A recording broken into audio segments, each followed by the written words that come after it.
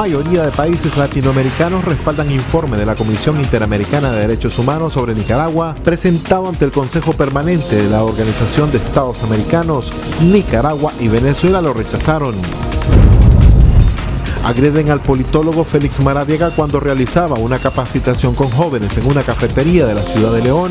El director del IEP fue trasladado de emergencia al hospital Vivian Pelas. La Asociación Nicaragüense por Derechos Humanos contabiliza a la fecha más de 351 muertos a causa de la crisis que vive el país desde el 18 de abril pasado. Managua reporta 162 fallecidos.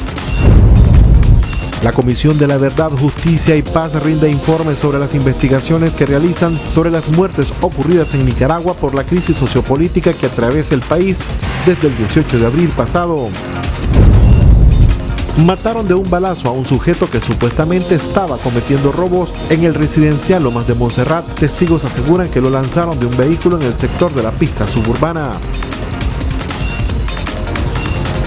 Hoy es 12 de julio del año 2018, con ustedes ya listos para informarles en Acción 10 en la mañana. Como siempre, muchísimas gracias por poder sintonizarnos como todos los días a esta hora. Les saluda Jocelyn Medrano, a mi lado Yeltsin Espinosa, quien va a dar inicio con nuestras noticias. Buenos días, Yeltsin. Buenos días a Jocelyn y buenos días, amigos televidentes.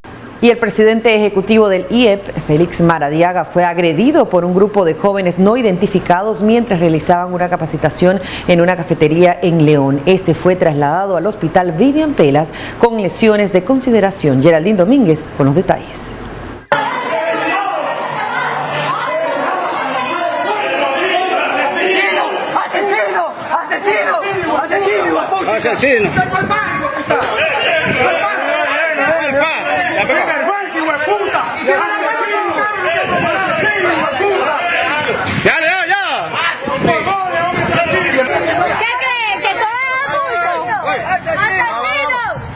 ¡Asesinos! ¡Sinvergüenza! ¡Descarados, degenerados, destructores! Estas imágenes muestran el momento que Félix Maradiaga, director ejecutivo del Instituto de Estudios Estratégicos y Políticas Públicas, era resguardado y dirigido a un hospital, luego de ser agredido por varios sujetos que penetraron a una cafetería de León, donde Maradiaga se encontraba reunido con un grupo de jóvenes.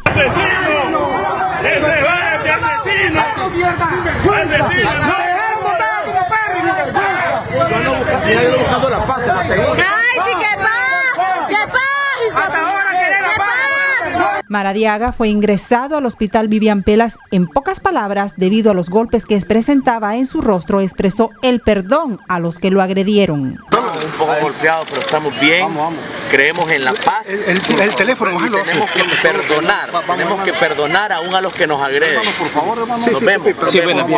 Uno de los jóvenes que estaba compartiendo en uno de los espacios de diálogo que como ya nosotros proponemos en el tema de la participación ciudadana de jóvenes, y que en este espacio nosotros solo conversamos, ¿verdad?, con otros actores y nos reuníamos en este espacio con jóvenes. Justamente estábamos en el restaurante Libero en la ciudad de León, en la misión que ya decía ella, y fuimos rodeados, sitiados por un grupo de personas como de 70, turbas, orteguistas, juventud sandinista, de que llegaron muy agresivamente, un atentado claro a la vida de Félix Maradiaga. Así, esta agresión pues para silenciar pues más y agredir y poner represión a todas las personas que son defensores de derechos humanos, promotores de la paz y que realmente están muy asociados y vinculados al pueblo. A pesar de los golpes que recibió, se nos informó que Félix Maradiaga se encuentra recuperando satisfactoriamente. Con imágenes de Jorge Urroz en Acción 10, Geraldine Domínguez. La Asociación Nicaragüense Pro Derechos Humanos eleva a 351 la cifra de muertes por la crisis en el país, siendo el departamento de Managua donde se han registrado más muertes, seguido de Masaya, León y Carazo. Yeltsin Espinosa con el informe completo.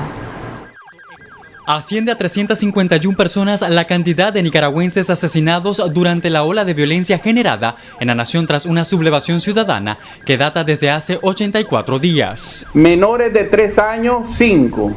Entre 7 y 11 años, 2.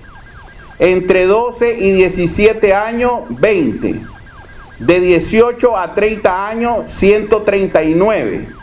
De 31 a 40 años, 61. De 41 a 50 años, 33. De 51 a 60 años, 20. De 61 a 70, 5. de 71 a 84, de 81 a 91, sin precisar 61, para un total de 351, para un total del 100%. Carazo es el departamento cuyas calles se tiñeron de sangre este fin de semana, incrementando las víctimas de 8 en el último informe brindado 9 días atrás a 25 de forma preliminar hasta la fecha.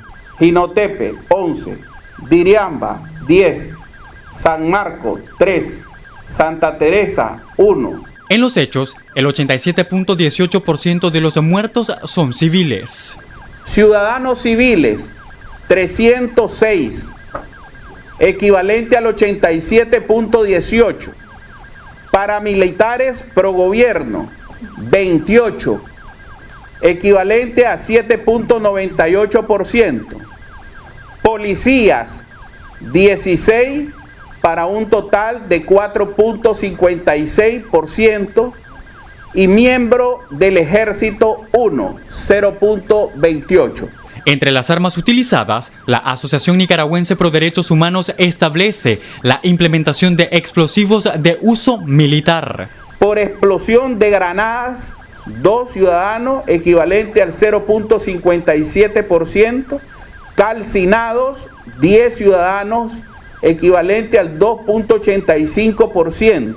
Descuartizados, 2 ciudadanos, equivalente al 0.57%. Por disparo de arma de fuego, 289 ciudadanos, equivalente al 82.34%. 261 personas aún están desaparecidas. En el informe se encuentran denuncias de casas de campaña del Frente Sandinista que estarían siendo ocupadas como centros de torturas, al mismo tiempo que plasman la ejecución de una investigación de 2 aparentes fosas comunes en los estadios de Carazo.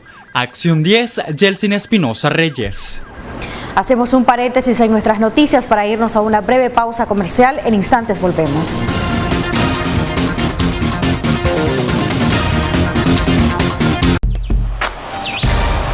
Continuamos con Acción 10 en la mañana.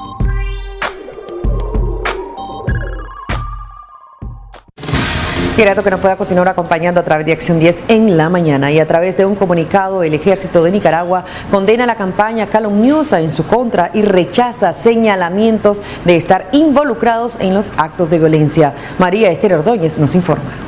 Incremento de informaciones calumniosas soportadas en la manipulación de imágenes falsas es la denuncia que realiza el Ejército de Nicaragua a través de un comunicado en el que rechazan lo que ellos denominan como campaña en contra de la institución cacerense. La Dirección de Relaciones Públicas y Exteriores del Ejército de Nicaragua, ante el incremento de informaciones calumniosas soportadas en la manipulación de imágenes falsas para tergiversar el quehacer y la actuación de la institución, expresa: primero, rechazamos categóricamente esta campaña calumniosa que desde diferentes vías desarrollan contra el Ejército de Nicaragua. Segundo, rechazamos el montaje de actos donde nunca hemos estado. En el comunicado, el Ejército asegura que tiene control de su personal, armamento y medios de todo tipo. De esta forma, aclaran que las fotografías publicadas en las redes sociales, donde se ve armamento utilizado por hombres encapuchados, no les pertenece.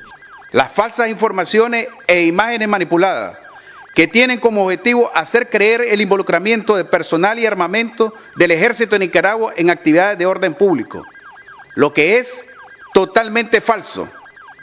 Tercero, el Ejército de Nicaragua reitera que tiene control absoluto de su personal, armamento y medios de todo tipo.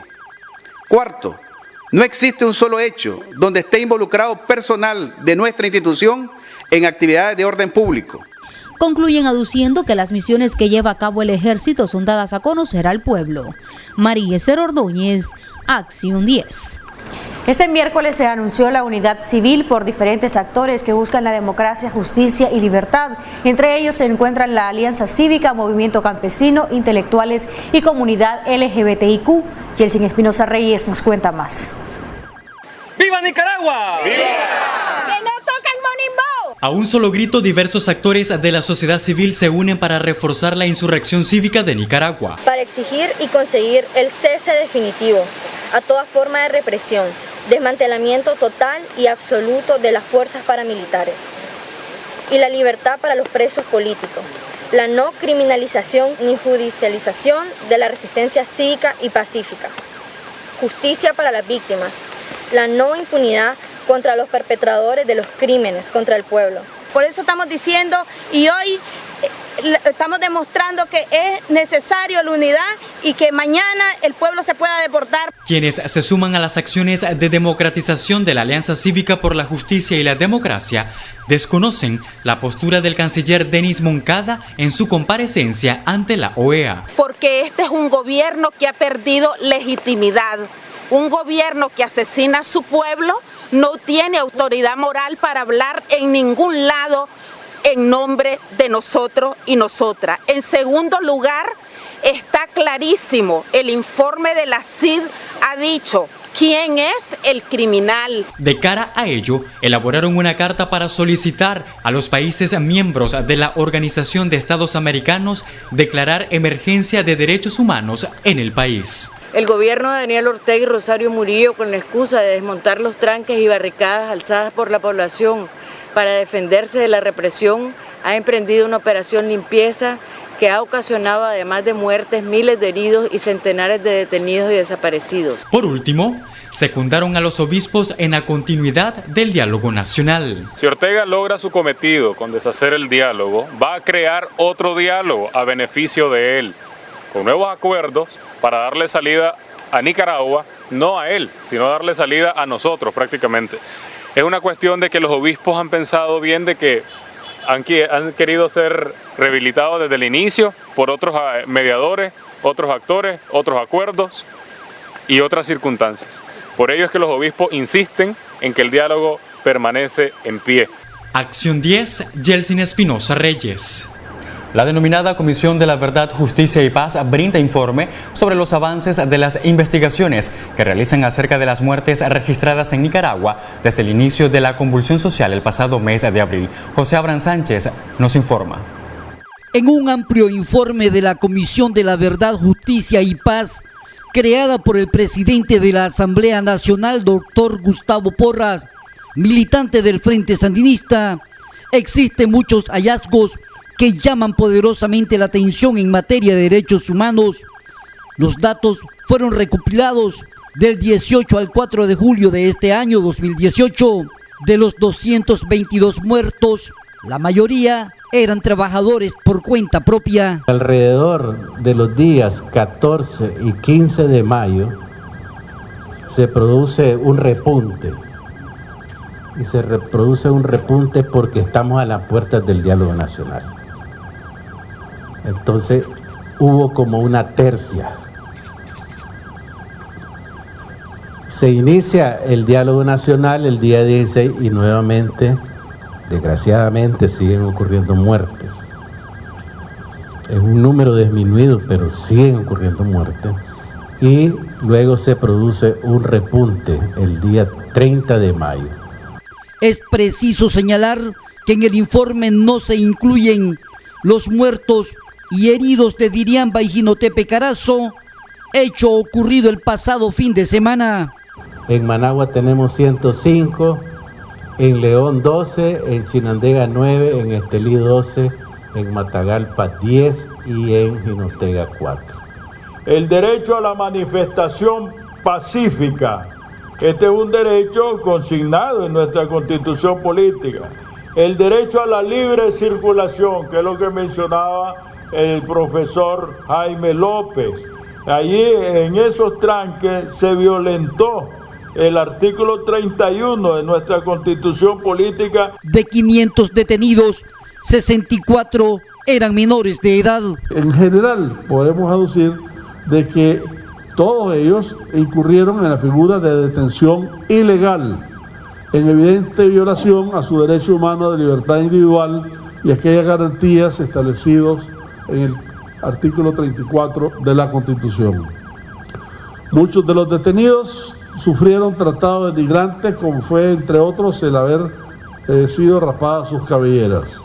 De los 1.335 heridos, la mayoría se registran en Managua. Efectivamente hay una presencia de efectivos parapoliciales acompañando a la policía en sus labores de fuerza pública y también la presencia de manifestantes armados en la mayoría de los tranques.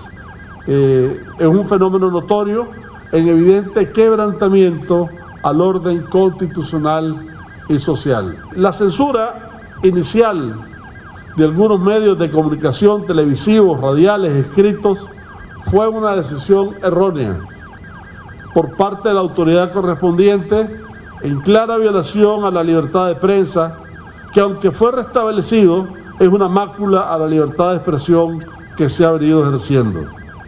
Destacan que el uso de la fuerza de parapolicías y policías en los tranques aumentó el número de víctimas. Fueron profesionales los que aniquilaron a los ciudadanos.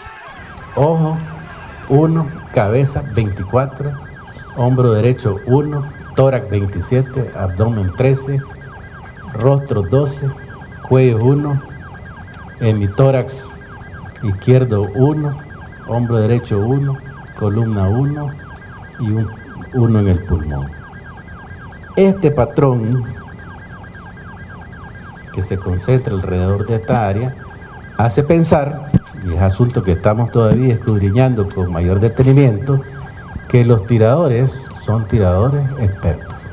Se calcula 430 millones de dólares en pérdidas económicas. 160.000 universitarios a nivel nacional actualmente no estudian por el conflicto social. El sector más golpeado por la crisis son la pequeña y mediana empresas.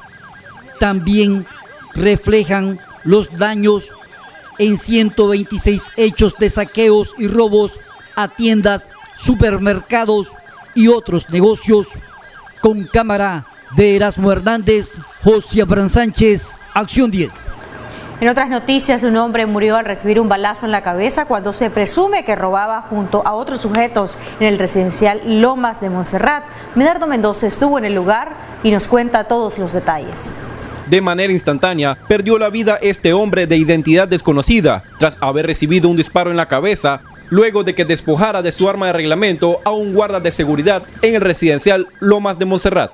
Una arma, a los CPF le robaron las escopetas y las pistolas. En eso hicieron detonaciones en el robo. ¿Se había dicho que le habían pegado un balazo a eso? Está pegado, los señores de la ambulancia revisaron, tiene orificios de entrada y salida. Posteriormente, sujetos quienes acompañaban a este hombre y viajaban a bordo de un vehículo blanco dejaron abandonado su cuerpo ya sin vida en las inmediaciones de los semáforos del Colegio Americano. Aquí como a 2 cuadras hicieron un asalto a unos CPF. Se cree que él es uno de ellos y que parece que venía pegado y se les cayó de la moto. Lo quisieron montar en el carro y no pudieron. Salió el carro blanco y un carro blanco fue el mismo que lo pasó tirando. Y él en el cuello, si vos le quitas esa, tiene como que fuera una capucha. Este hecho se registra en donde, producto de la crisis sociopolítica por la cual atraviesa el país, los índices de asaltos y asesinatos han incrementado. Con cámara de Ronald Reyes, Medardo Mendoza, Acción 10. Y en el barrio Pablo Úbeda se surgió un accidente de tránsito donde una ciudadana al parecer iba a exceso de velocidad y en estado de ebriedad y se precipitó en un cauce. Veamos el reporte de esta información completa que tiene Ronald Rodríguez Solís. Es parte de nuestras notas nocturnas en este momento que vamos a presentarles a ustedes parte de los accidentes de tránsito también que ocurrieron la noche de este miércoles. Aparentemente pues la ciudadana no visualizó el cauce y pues se precipitó. Veamos el reporte. En el interior de un cauce ubicado en el barrio Pablo Úbeda, distrito 5 de Managua, terminó la ciudadana Noemí Velázquez con todo y su vehículo. Los pobladores ayudaron a rescatarla. Afortunadamente salió ilesa. Cuando ella inició desde la media cuadra se le notificó de que no había pasada. No hay pasada, no hay pasada. Pero ella siguió, no creyó. Como ella andaba tan bien tomada, entonces creyó que era mentira. Prácticamente de milagros logró salir con vida. De milagros, sí, varios vecinos de aquí, entre 8 o 6 jóvenes, lo sacaron. Yo pues que vivo en la orilla del Cauce, ya que varias motos se han caído ahí, ¿ves? Antes de... Y fuera bueno que pusieran ese puente, porque es útil, ese puente es fuera el principal de esta calle. ¿El puente era vehicular también? Claro que sí, pasaban camiones pesados y todo. Los habitantes aseguraron que solo reciben la promesa de que pronto construirán el puente vehicular. Sin embargo, no hay seña de su arranque. De hace ya meses se está esperando que se haga el puente, pero nada que ver, hasta que pasan las cosas ya comienzan a moverse, ¿verdad? Pues gracias a Dios, la muchacha que andaba manejando, pues no le pasó nada, ¿verdad? Y pues creo que le damos las gracias a ustedes por ser veraz, preciso y conciso, ¿verdad? Y gracias por su apoyo en todo momento que han estado con nosotros. La fémina quedó a la espera que sus familiares llegaran por ella. Con imágenes de José Ángel Díaz, en Acción 10, Ronald Rodríguez Solís. Comisión Interamericana de Derechos Humanos y organismos de las Naciones Unidas piden al gobierno lista de detenidos y acceso a los centros de detención. Pedro Hidalgo nos comparte esta información. Posterior a exigir la lista de los fallecidos, en conjunto, la Comisión Interamericana de Derechos Humanos, de la mano de la Oficina Regional para América Central, del Alto Comisionado de las Naciones Unidas para los Derechos Humanos, pidieron al Estado de Nicaragua brindar el debido acceso a los miembros de los derechos humanos a las cárceles en donde se encuentran los detenidos durante todos estos días de protesta, además de brindar toda información referente a los detenidos y asegurar el debido respeto a sus derechos humanos.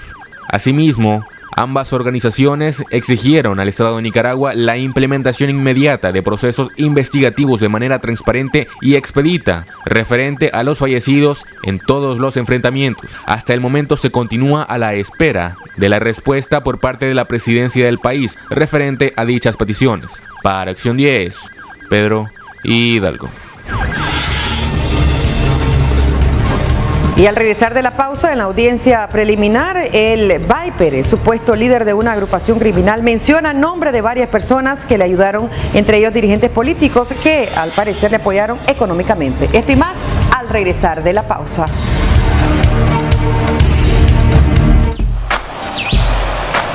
Ya regresamos con Acción 10 en la mañana.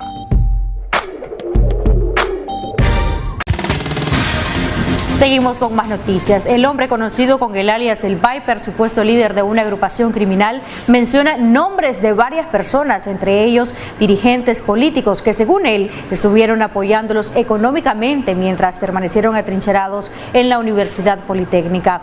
Jocelyn Rojas tiene el informe. Quiero completar un parte de la declaración que me faltó decir. Que en Euforis se presentaron entidades como Moisés Hassan, se presentó Hugo Torres y fueron entidades que conversaron conmigo. Y recordemos que este ciudadano ha sido objeto de investigación, un seguimiento que han hecho las autoridades en cuanto a esta situación de aquellas personas que estuvieron atrincheradas en la Universidad Politécnica, y tal y como les decíamos, pues se realizó este proceso, se ha venido realizando a lo largo de ese tiempo, y él ha mencionado a varias personalidades, entre ellos algunos políticos que dice lo han estado apoyando, estuvieron apoyando y financiando toda la situación que se ha registrado en estos meses, según la versión de este ciudadano. En otras informaciones, juramentan a nueva directiva del Partido Liberación Constitucionalista durante la celebración del 125 aniversario de la Revolución Liberal. Jairo Castillo nos informa. Este 11 de julio se conmemora el 125 aniversario de la Revolución Liberal. Como todos los años, el Partido Liberal Constitucionalista realiza la convención. Sin embargo, este 2018, por el luto que se vive en Nicaragua por las muertes de 351 nicaragüenses, solo se realizó la juramentación de la nueva Junta Directiva Municipal, Departamental, Regional y Convencional. Aquí se ratificó a María Aide Osuna como presidenta y primer vicepresidente a María Fernanda Flores de Alemán. Nosotros vamos a ratificar hoy el Comité Ejecutivo Nacional y la Junta Directiva Nacional. La Junta Directiva Nacional, el Comité Ejecutivo Nacional son 18 personas. La Junta Directiva Nacional son 9 comisiones y en cada comisión hay un presidente, una vicepresidenta o viceversa, y ellos forman un equipo de trabajo alrededor de ellos para trabajar en los diferentes diferentes temas. La mayoría de las personas que ocupan los cargos son jóvenes, renovando de esta manera las directrices del Partido Liberal Convencional, considerada la primera fuerza de oposición en el país.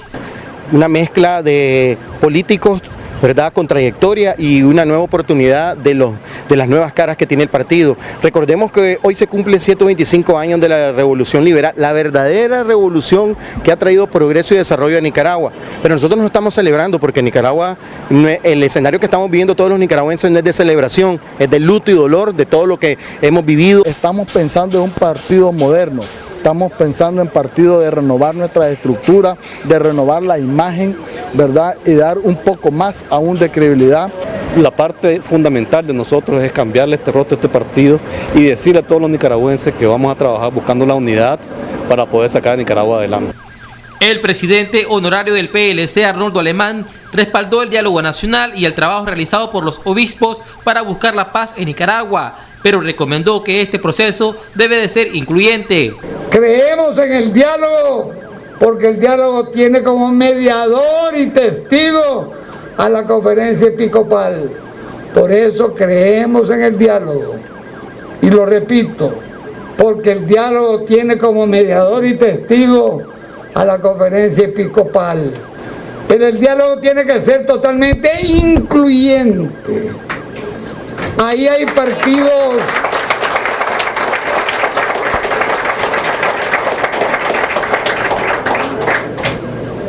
tiene que ser incluyente. Ahí hay partidos políticos y hay políticos a quienes le debemos recordar que deben dialogar sobre los temas que el pueblo demanda de manera impostergable e ineludible. Desde el mes de enero del año 2018, los liberales iniciaron el proceso de elección interno de candidatos para las estructuras orgánicas del PLC en los 153 municipios del país. Con imágenes de Ronald Reyes en Acción 10, Jairo Castillo. Le informamos ahora de otros hechos y es que pobladores capturan a uno de dos ladrones que realizaron un robo en el sector de Altamira. Los sujetos que se movilizaban en moto realizaron varios disparos, pero al final lograron amarrar a uno de ellos. Jocelyn Rojas nos cuenta más.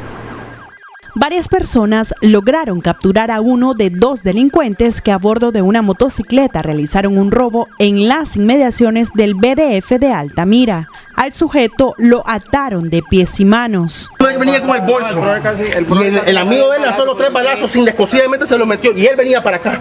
Ni ahí en el aire lo tiró. No, así a lo descosido. Fíjate que va gente y le tiró el maje. Ella para allá, tío. Lo miró solo el maje.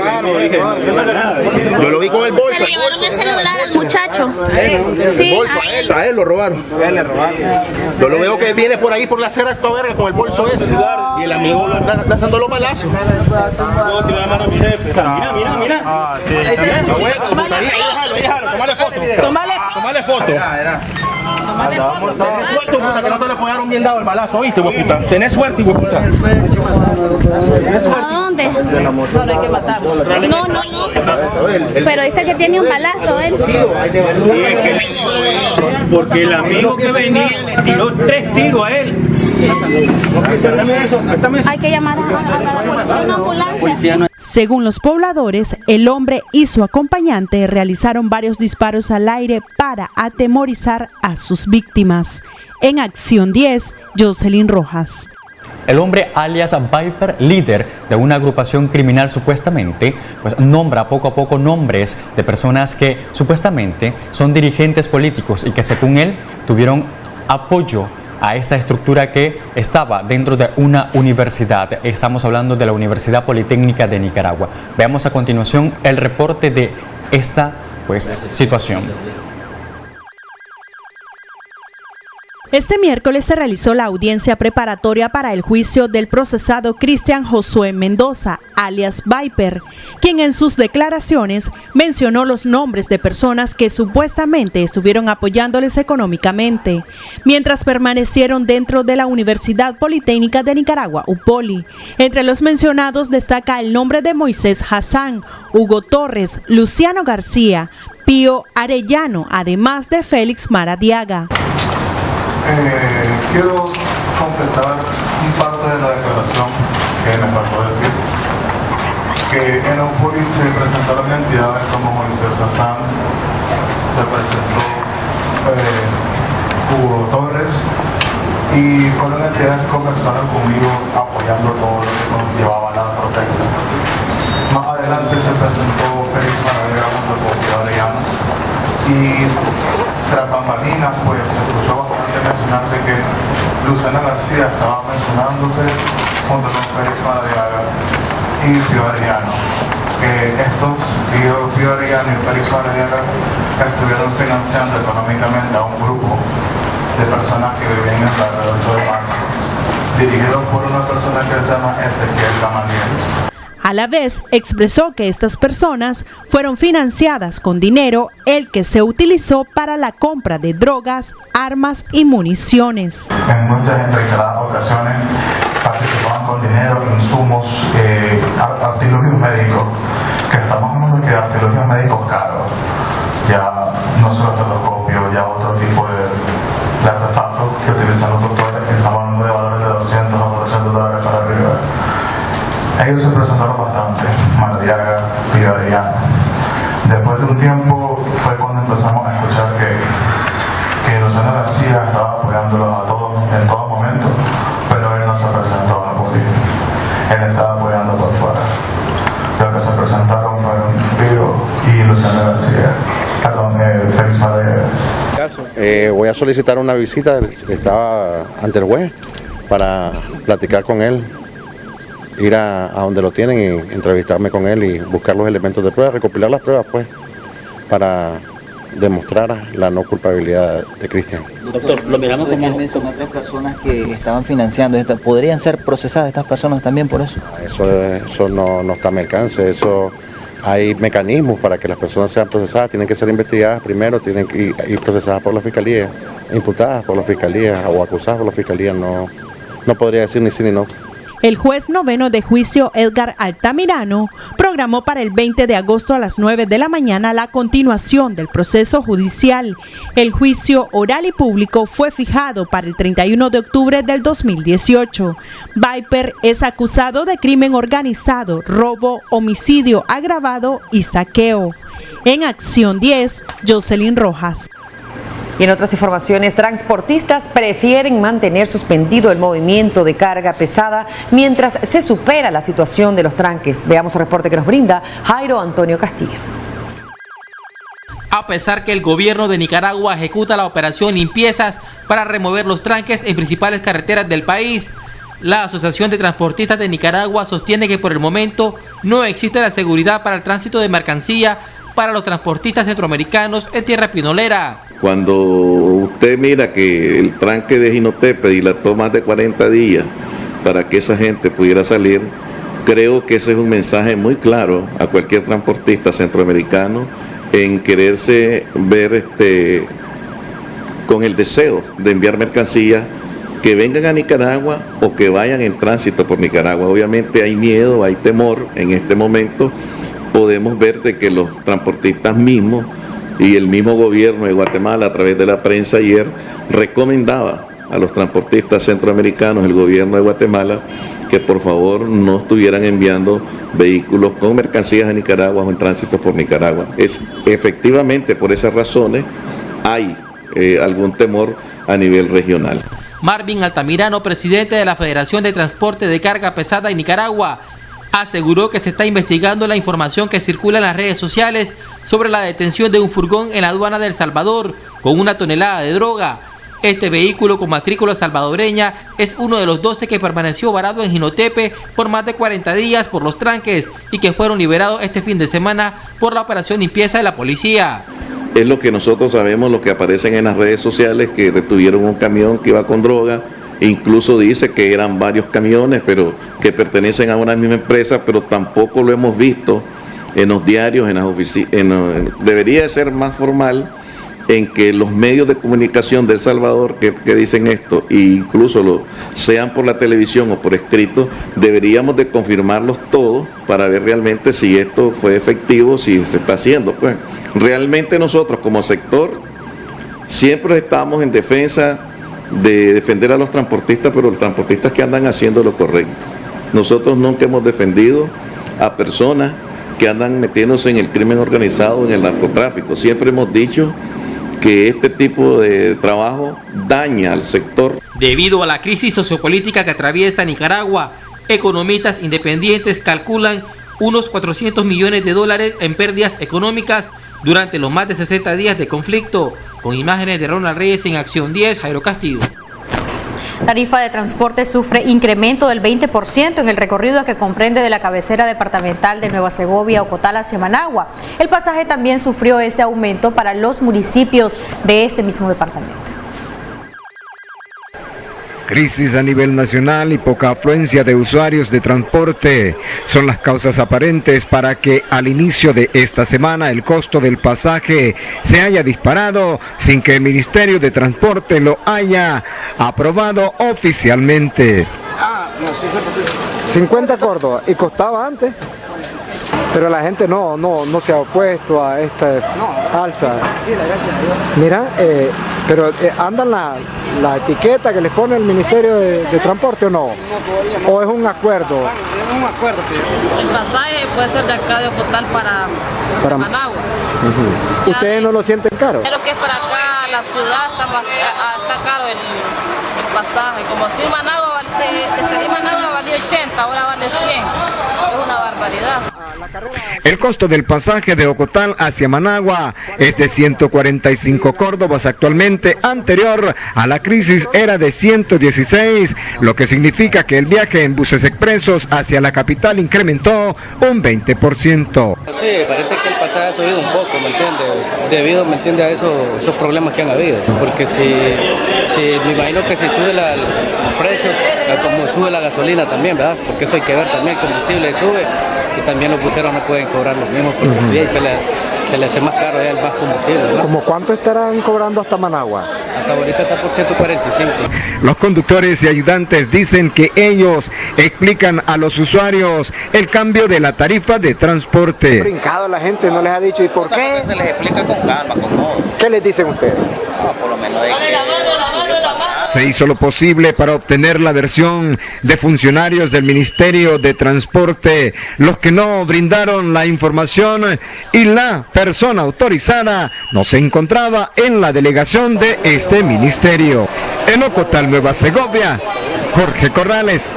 Y regresamos a Nicaragua, ya que en Rivas una mujer denuncia la detención de su esposo por supuestamente participar en las protestas contra el gobierno. Eva Torres nos informa. A eso de las 5 de la mañana de este martes, una patrulla con policías y hombres vestidos de civiles con el rostro cubierto detuvieron a Ramón Antonio Ugarte Rivera, de 39 años de edad, en su casa de habitación, ubicada en el barrio Los Pinos de la ciudad de Rivas. Según Sonia Isabel Rivas Calero, esposa de Ugarte, su marido no ha cometido ningún delito y lo que ha hecho es participar en las protestas contra el gobierno. Se metieron, me golpearon, entraron dentro de la casa y golpearon a mi esposo. Lo sacaron de donde estaba y lo agarraron a patar, golpearon y así igual manera lo subieron arriba de la camioneta. Ahora nosotros nos estamos dando cuenta que supuestamente es por un robo, pero eso es muy mentira. No tenemos necesidad de robar ni él de robarle a nadie. Rivas Calero relató que su esposo fue un activista del Frente Sandinista muy reconocido en su barrio, pero que a raíz de los hechos violentos que iniciaron el 18 de abril, decidió abandonar las filas del FSLN para unirse a la lucha del movimiento 19 de abril y autoconvocados. Que no estén enredando, porque esto no es por robo, es por política. Es por la política, porque a él lo vieron hablando, a él lo han visto participando en las marchas y por eso es que a él por eso lo están haciendo. Han visto ese video que él hizo para el día que agredieron a los muchachos en el tranque. Desde entonces él ha tenido muchas amenazas. Buscamos la versión oficial de la Policía Nacional de Rivas, pero se nos dijo que el comisionado mayor Yurivalle Olivares no se encontraba en la delegación. Mientras tanto, Rivas Calero pide se logre aclarar el caso de su esposo, quien además padece de azúcar y en los últimos días ha tenido recaídas producto de su enfermedad. Eva Torres, Acción 10.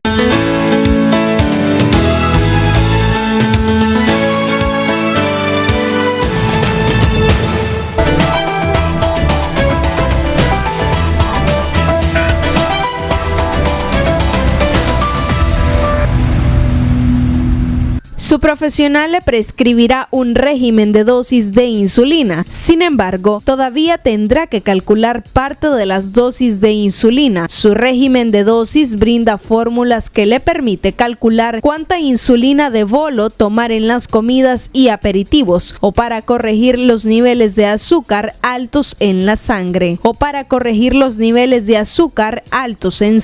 Conozca más de este tema en la siguiente entrevista. Daniela Rodríguez Morazán, Acción 10 en la mañana.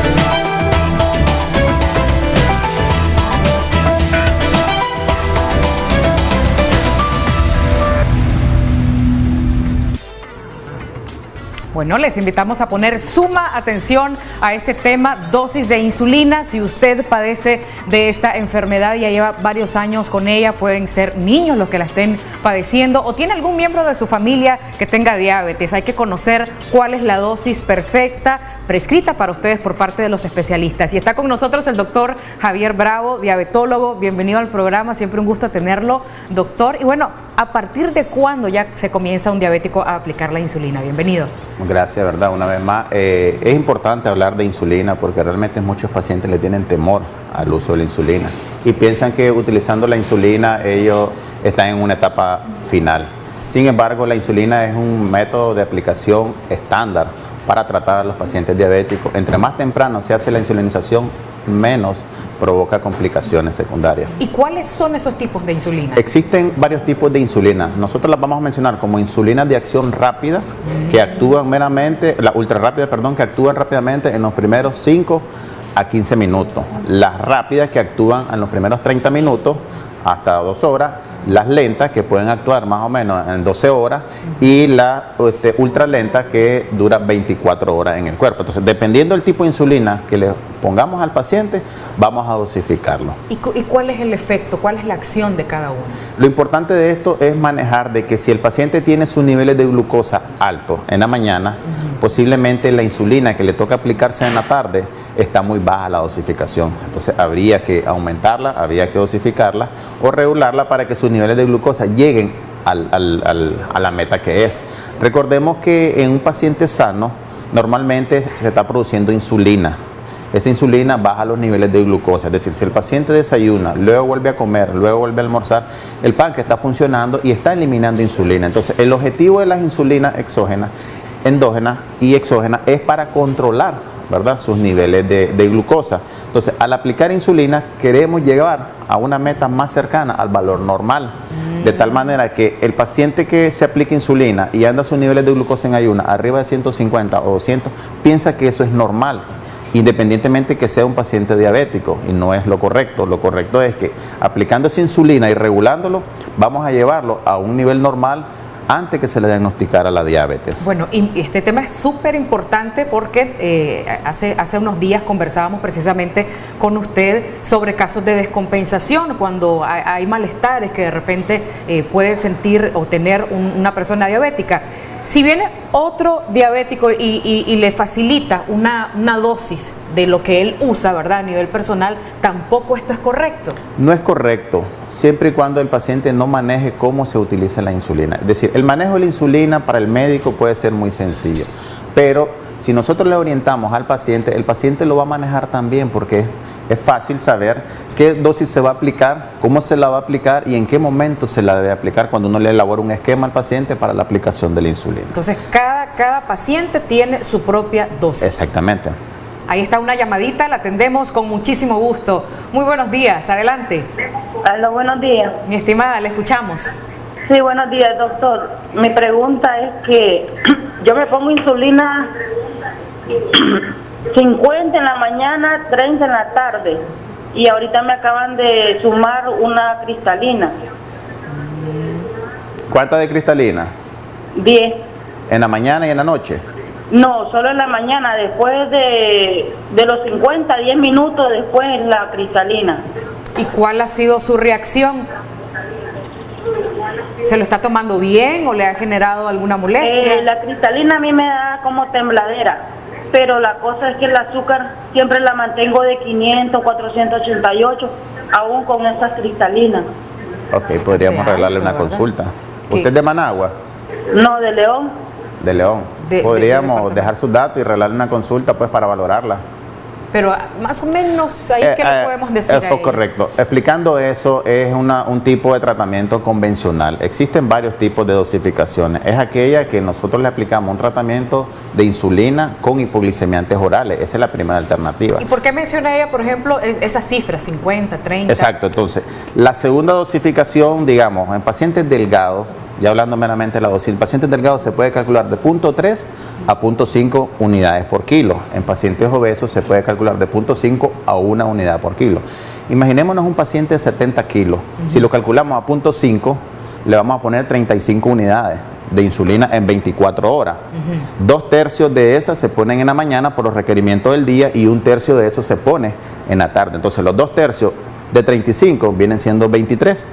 Y el tercio serían 12 en la tarde, completando las 35 unidades que requiere en el día. Entonces esa dosis nos da a entender que sí tiene un poco de sobrepeso en el caso Exactamente. Ahora, a ella le aplican insulina cristalina, que es otro tipo de tratamiento convencional.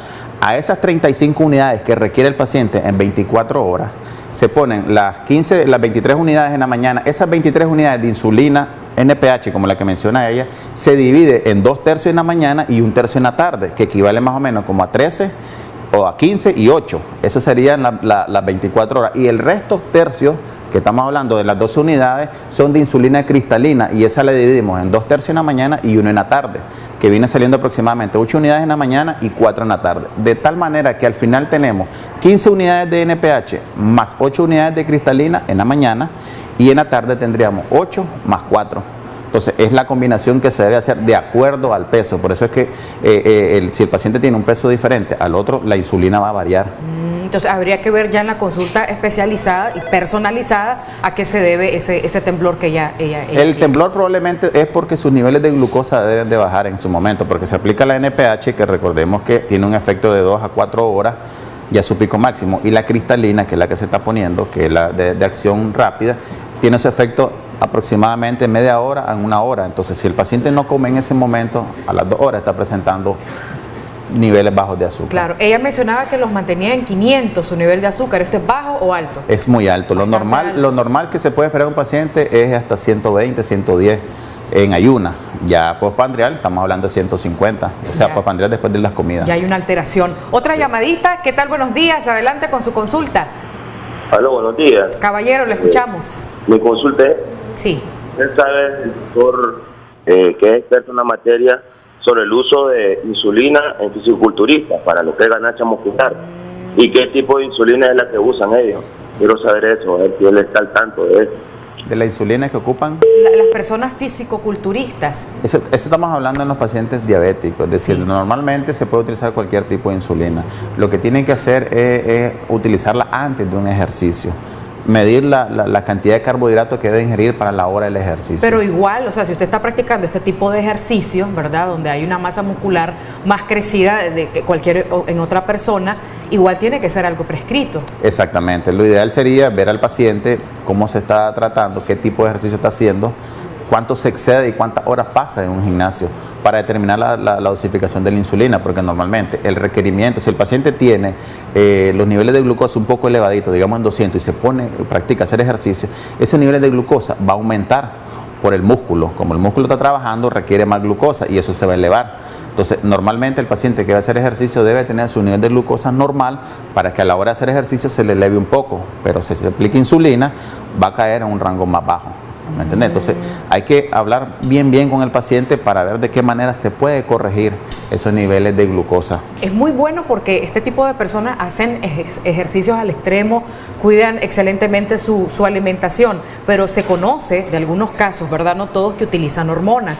No se puede mezclar las hormonas con este Exactamente, tipo de dosis. porque va a tener complicaciones tanto a nivel del riñón, como a nivel cardíaco. Es decir, va a haber complicaciones crónicas que tal vez el paciente en el momento no lo ve, pero a corto plazo sí se puede descompensar. Excelente. Bueno, ¿en qué áreas una persona diabética se aplica la insulina? Hemos visto casos en donde los especialistas son las que se lo aplican, lo van asesorando en el camino, pero al final ellos tienen que aprender a aplicársela ellos mismos. ¿Qué Exactamente. áreas son? Una de las cosas importantes que se recomienda es la aplicación en la parte posterior del brazo. Ajá. Mucha gente se la aplica en lo que es la región del deltoide, en la región del músculo, y eso perjudica porque realmente puede provocar una disminución en la absorción de la insulina. Entonces no es correcto esta zona. No es correcto esta zona de aquí, sino en la parte de atrás. Donde en la hay parte más carnita. donde es exactamente, ahí donde se aplica más conveniente, porque algunos pacientes se han visto que han utilizado la insulina a este nivel y cuando llegan a la consulta dicen, doctor, la insulina no me está llegando, siempre mis niveles de glucosa altos, y simplemente es la aplicación, la forma como se la aplica. Otra área puede ser alrededor del ombligo, ¿verdad? 1 centímetro a la redonda, se puede aplicar meramente. Normalmente los pacientes cuando se inyectan solo lo hacen en ese lado, porque esta área aquí se les complica un poquito, pero se le enseña la técnica para aplicación. Otro lado puede ser la región del muslo o la región dorsal en el caso de y tienen que ir variando, ¿verdad? Para no va variando para evitar que se atrofie la piel pues de tanta que se aplica la insulina. Y la agujita no es tan grande, ¿verdad? Es pequeñita. Es pequeñita, exactamente. Hay agujas un poco más delgaditas y hay una un poquito más grande. Pero dependiendo del tamaño de la aguja, se puede aplicar de manera directa un ángulo de 90 grados y si es un poquito grande, un ángulo de 45 grados, siempre buscando lo que es el área de la grasa, que es donde más se absorbe la insulina, o sea, más rápido hace su efecto. Y para que vea que nosotros siempre estamos atentos y aprendemos, importante, y se lo recordamos y le reiteramos la información, su tensiómetro no puede faltar en su hogar para medir la presión, exacto, el glucómetro, y el tratamiento hay que cumplirlo al pie de la letra. Si le diagnosticaron una dosis en la mañana y en la tarde, hay que cumplir con las dos. Exactamente, porque si no el paciente se complica aún más y cae en complicaciones crónicas. Bueno, muchísimas gracias, doctor Javier Bravo, médico diabetólogo, por acompañarnos y orientarnos en este tema tan importante como es la dosis de la insulina. Una breve pausa comercial, pero regresamos.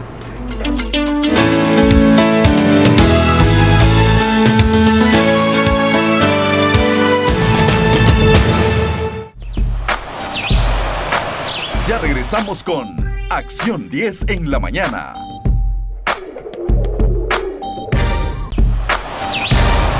Continuamos con Acción 10 en la mañana.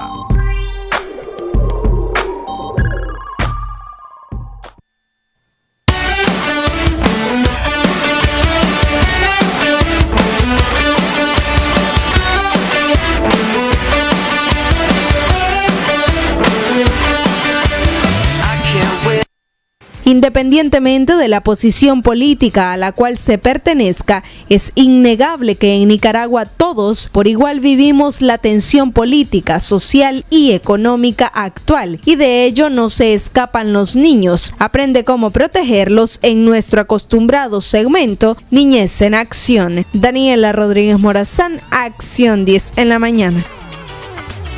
Gracias, Daniela. Efectivamente, Nicaragua pues está viviendo una situación bastante difícil, pero también las familias y esos miembros de las familias más vulnerables son los que en estos momentos pudiesen estar siendo más afectados. Uno porque no están yendo a clases, otro por ver a veces el estrés de los mismos padres de familia, lo que dice la población en general, lo que escuchan, lo que ven. Pero ¿cómo podemos tratar de apaciguar un poco esa situación con respecto a los niños ante esta crisis? Ya está con nosotros la doctora Nicole Tijerino Mendoza de Clínica Profamilia Los Robles. Doctora, qué grato que nos pueda acompañar. Muy buenos días. Buenos días, Odilí. Sí, este tema muy importante porque muchas veces descuidamos a los niños y hablamos frente a ellos, y es una de las primeras cosas que tenemos que cuidar. Sí. Lo que decimos y cómo se está diciendo frente a los niños, porque recordemos que los niños y las niñas imitan las acciones de los adultos. Sí. Es así que es una de las primeras cosas que tenemos que cuidar para proteger a los pequeños. Número 2, importante que en estos momentos los niños, en la medida de lo posible, continúen con sus actividades cotidianas. Es contraproducente poner a un niño frente a la televisión y que comience a absorber esas imágenes de violencia, de muerte, de golpe. Eso va a minar y va a calar el estima, los sentimientos y las emociones del niño, ¿verdad? ¿Cómo podemos percibir eso en ese niño, doctora? ¿Qué reacción puede tener, verbal o conductual? Podría ser un niño muy ansioso, un niño que quizá antes no presentaba nerviosismo, entonces comienza a presentar nerviosismo, no querer comer también. Eso es muy importante. Cotidianamente los niños comían bien, por ejemplo, y ya te comienzan a decir no quiero salir del cuarto, tengo miedo, y si escuchan, por ejemplo, el sonido de los morteros, te dicen, yo me quiero ir a mi cuarto, mamá, que está, protégeme, ¿verdad? Entonces hay que hacer algo con ellos en el sentido de abrazarlo, decirle, yo te quiero, estoy aquí para cuidarte y protegerte. Pero usted decía algo muy importante, si el papá y la mamá no cuidan sus emociones, entonces se la van a transferir a este niño. Entonces, importante, y como número 3, que el papá y la mamá también pueda trabajar sus miedos, sus temores, porque si no, entonces el niño percibe eso y es lo que él va a transferir también. Pueden tener conductas regresivas, niños, por ejemplo, que ya habían controlado el esfínter y comienzan a tener conductas regresivas, comienzan a orinarse, a morderse las uñas. Entonces ahí estamos viendo que el niño tiene un cuadro ansioso. ¿Por qué? Quizás porque no hemos podido canalizar nosotros nuestras emociones y las canalizamos a través de los niños. Hay papás o mamás, casi siempre las mamás dicen a los niños, tengo miedo de tal cosa, se lo dicen al niño. Entonces eso también es contraproducente, porque si usted le dice al niño, tengo miedo de X cosa, obviamente que el niño va a sentir ese miedo duplicado, porque si su mamá lo siente, imagínense cómo lo va a sentir ellos. Hay también en mi práctica profesional, me han llegado en estos momentos mamá o abuelitas que tienen así como en el fondo del patio a los niños y me dicen, yo no lo dejo ir ni al porche, no quiero que juegue ni en el porche de la casa. ¿Pero por qué? Me parece que va a pasar algo y que algo le va a pasar a mi niño. Entonces el niño percibe eso y comienzan, muchos de ellos, Odilí, pueden comenzar a autolacerarse. Yo he atendido niños que por ese, y estoy poniendo ejemplos reales en mi consulta, entonces comienzan a lastimarse su cuellito, sus piernas, lo que comúnmente llamamos como aruñarse. Tenemos una llamadita, doctor, ya nos dice cómo puede mejorar también esta situación. Es bastante difícil. Buenos días, adelante, le escuchamos. Buenos días, le estamos escuchando. Aló. Sí, le estamos escuchando. Tengo unos hermanitos pequeños que hace poco falleció mi mamá.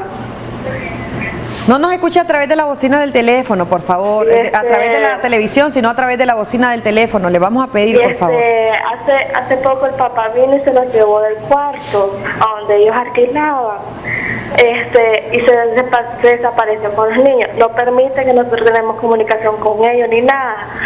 Y hace poco nos dijeron que los golpeaban, que los amenazaban y lo dejó encerrado en un cuarto casi 2 días y con chivería y gaseosa.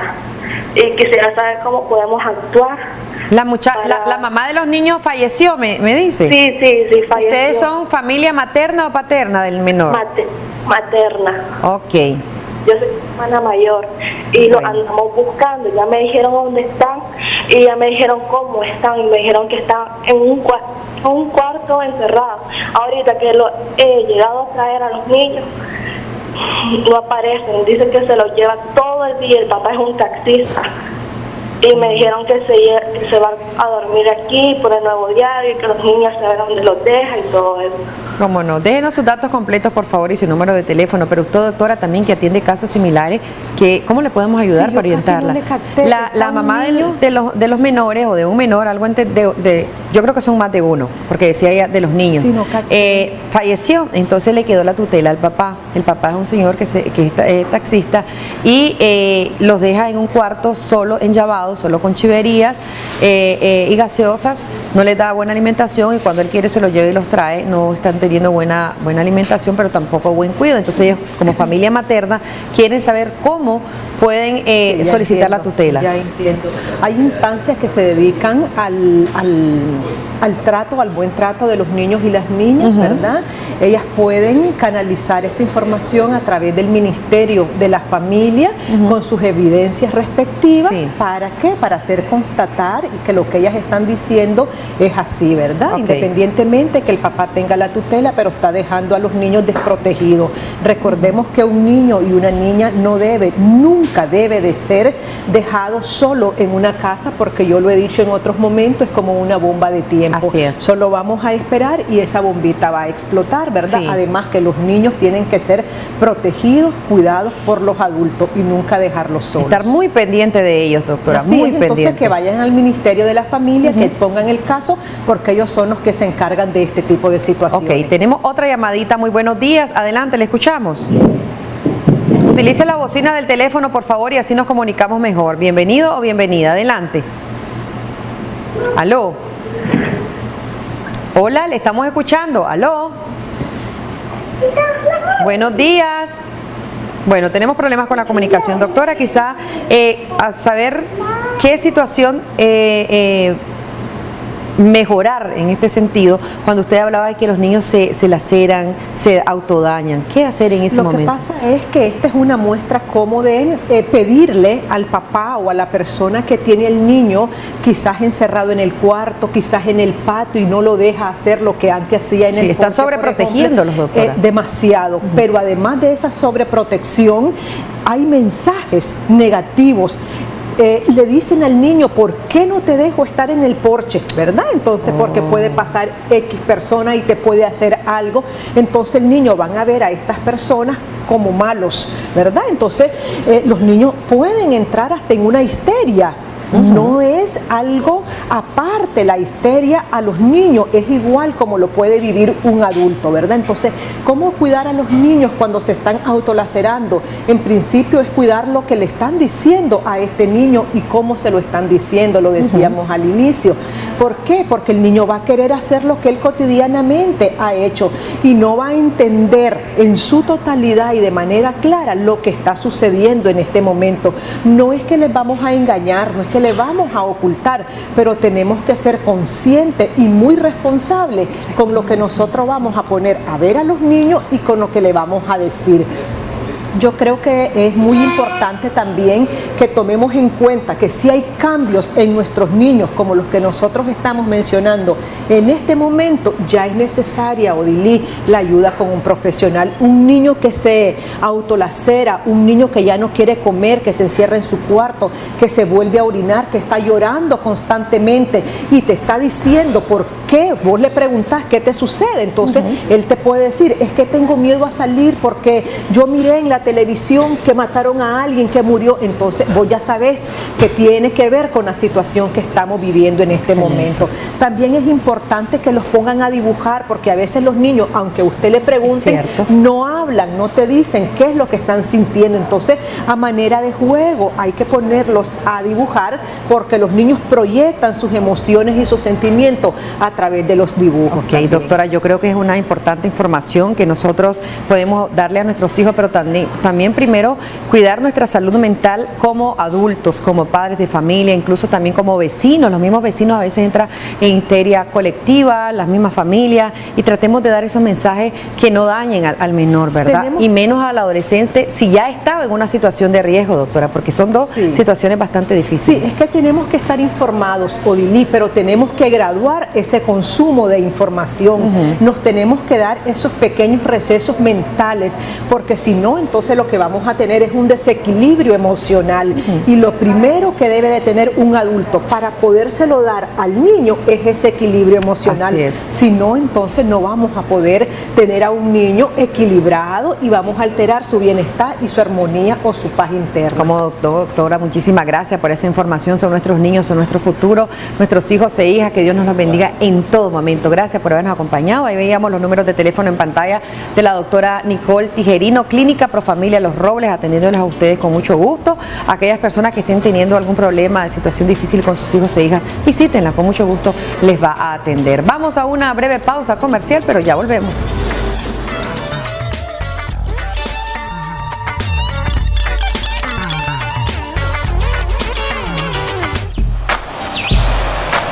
Ya regresamos con Acción 10 en la mañana.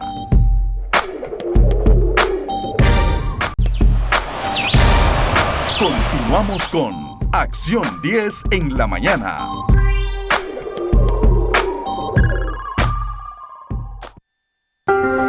¿Vivís un caos familiar? ¿En tus finanzas o con tu pareja? ¿Te discriminan? ¿Nadie te entiende? ¿Querés ¿Tienes alguna denuncia o problema al que nadie da respuesta? Queremos ayudarte en nuestro segmento Debates y Soluciones. Muchísimas gracias por continuar en Acción 10 en la mañana. Hemos llegado a un segmento muy importante y hablamos de debates y soluciones. Como siempre, se abordan tópicos de interés social y que por supuesto están en la paleta del día. Hoy vamos a hablar acerca de esos elementos importantes, repercusiones y acciones de, obviamente, estos efectos, estos temas que está tratando la Organización de Estados Americanos en el país y cómo esto se viene a desarrollar en Nicaragua, viene a aportar o qué elementos realmente son los que se deberían de tratar en cuanto a la crisis del país, que ya lleva aproximadamente hoy 86 días de protesta contra el gobierno de Nicaragua. Para ello, pues hoy tenemos invitados especiales como siempre.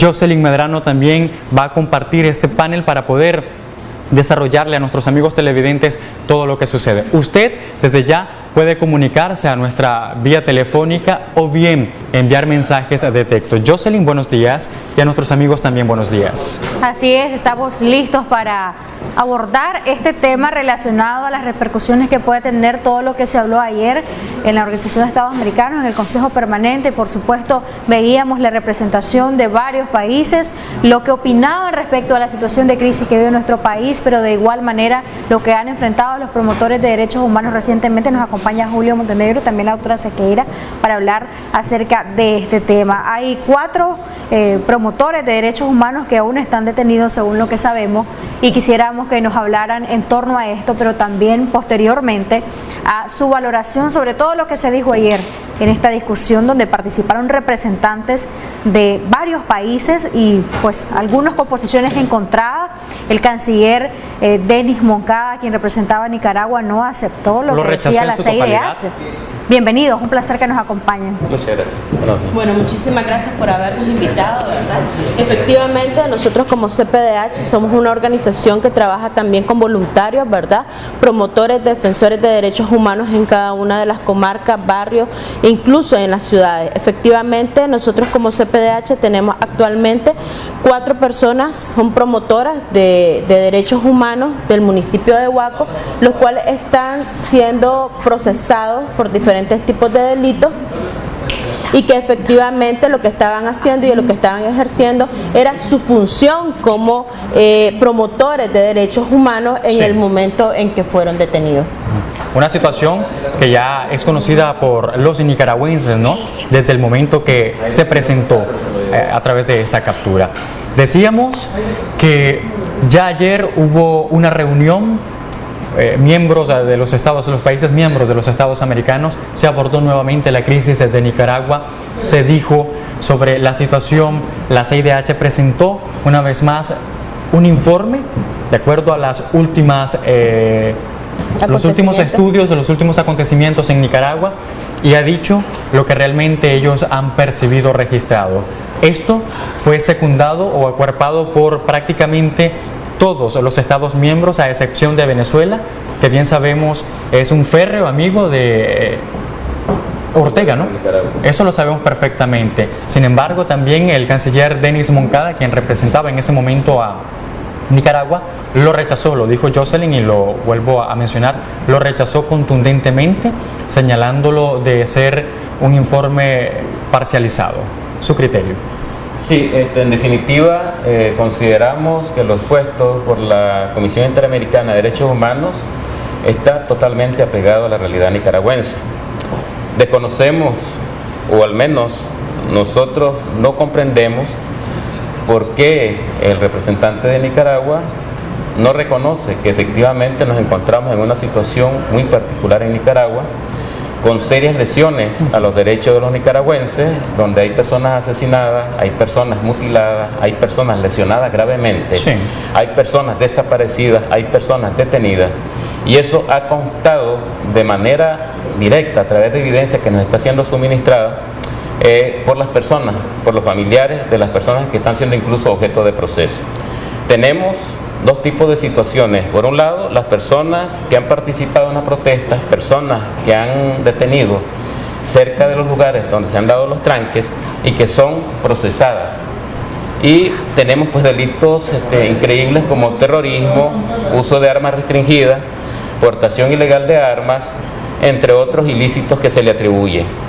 Y por otra parte tenemos las situaciones de las personas que han sido asesinadas, que han sido mutiladas, y que para ello estamos llevando un proceso nosotros como comisión especial dentro de la Comisión Permanente de Derechos Humanos para efecto de darle seguimiento, recolectar evidencia y suministrarla a su vez a los organismos internacionales. Perfecto. Vamos a seguir hablándonos sobre este tema. Decíamos que hubo un roce, ¿no? Diplomáticamente un roce entre la representante de Venezuela y la representante, si no me equivoco, de Argentina, ¿no? En cuanto a la discrepancia en el análisis de la situación del país. Esto debe ser un mensaje muy claro, ¿no?, a la población nicaragüense de cómo realmente se está viendo en el exterior lo que Nicaragua atraviesa. Bueno, la verdad es que hay que estar claro que el Estado de Nicaragua está en una negación de la situación que estamos viviendo. Efectivamente, la Comisión Interamericana de Derechos Humanos logró recabar información de primera mano. No es ni siquiera una información que nosotros, los organismos de derechos humanos, se lo hayamos solamente proporcionado porque también lo hemos hecho, sino que ellos también en el tiempo que han estado aquí han logrado recopilar la información de primera mano de las víctimas, de los familiares que efectivamente han estado en los hechos, y que gracias a eso es que estamos viendo que efectivamente existen graves violaciones de derechos humanos. Estamos hablando de crímenes de lesa humanidad. Doctora, tenemos un informe especial en este momento. Jelsin Espinosa, ¿vos estás listo? Este es un informe especial de Acción 10, cara a cara con la noticia.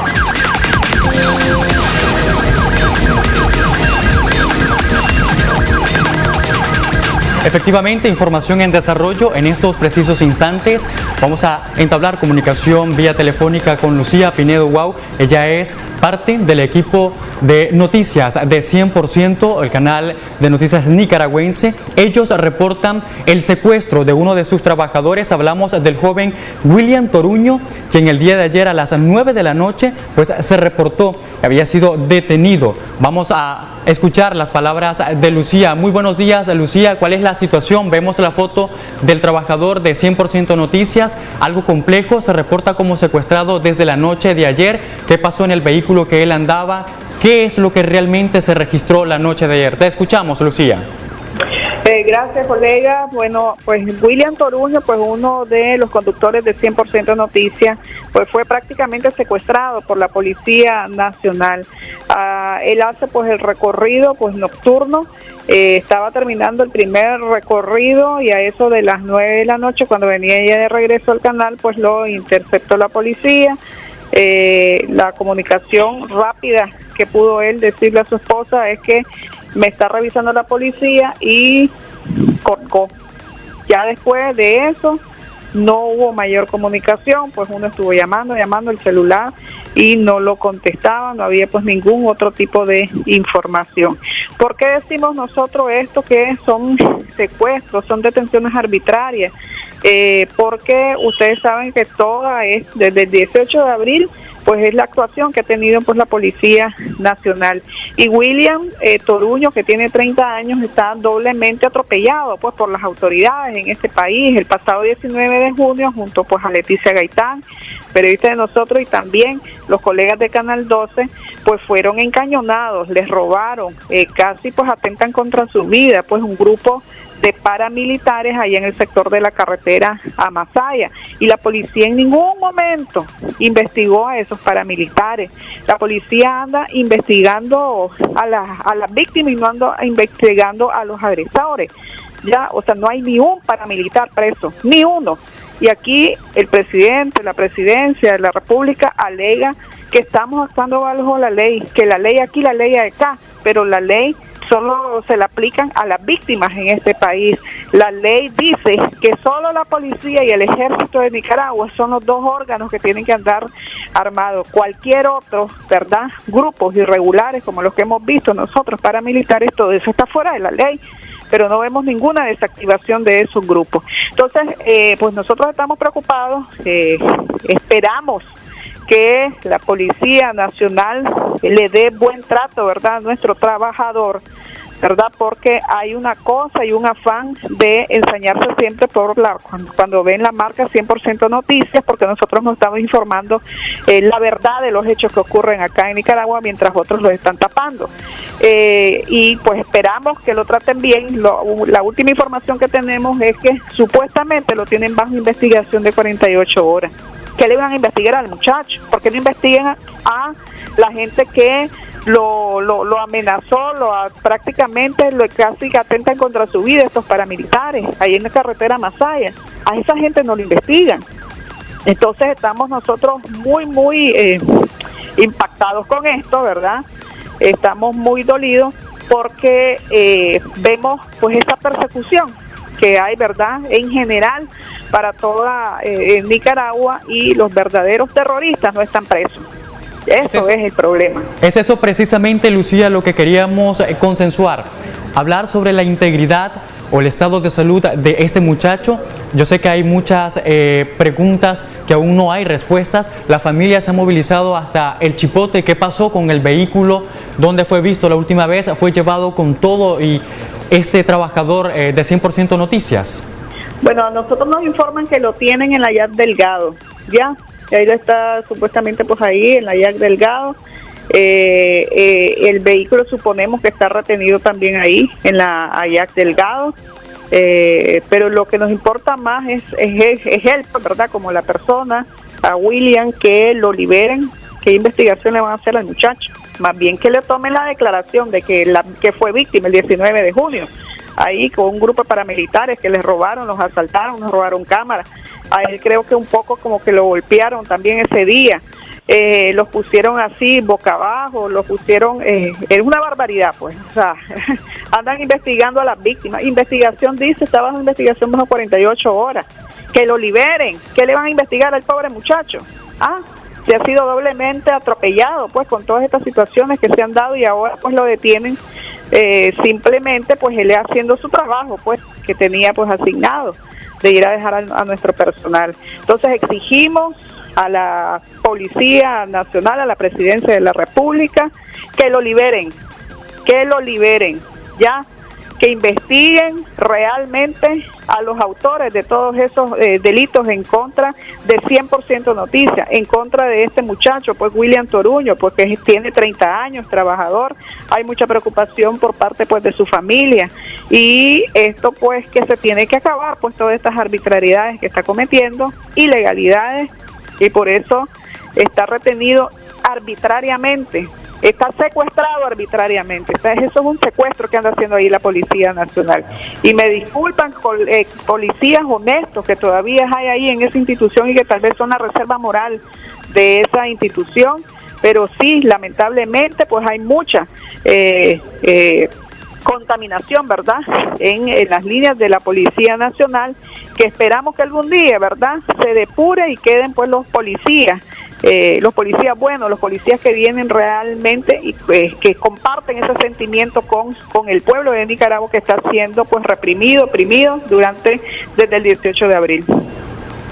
Muchísimas gracias, Lucía, por la información que nos brindas de forma pues concreta. Ya decíamos, un trabajador conductor del canal noticioso 100% Noticias fue secuestrado el día de ayer a eso de las 9 de la noche, cuando recién terminaba de hacer un recorrido del personal de dicho medio de comunicación. Su nombre es William Toruño. Ustedes ven las fotografías de él, y por supuesto también decirles que de manera extraoficial se conoce que él se encuentra ya en una de las estaciones de la policía, es decir, la Yac Delgado. Esperemos que su integridad física pues sea lo mejor, ¿no? Es decir, que se respete su integridad física, sobre todo el respeto a la vida, el derecho a la vida es algo muy importante en nuestro país, y conocemos que los periodistas, a la prensa nicaragüense en estos momentos ha tenido violaciones a ese derecho. También es importante mencionar y sumar a esta información que los conductores que realizan también los recorridos acá en este medio de comunicación Canal 10 han sido víctimas, por supuesto, de este tipo de asedio, de este tipo de violencia en contra, repito una vez más, de los medios independientes de este país, que lo único que realizamos es llevar la información de forma veraz y objetiva, y aparentemente eso se ha convertido en un delito en Nicaragua. Es la información que tenemos hasta el momento. Nosotros continuamos con Debates y Soluciones. Jocelyn Medrano.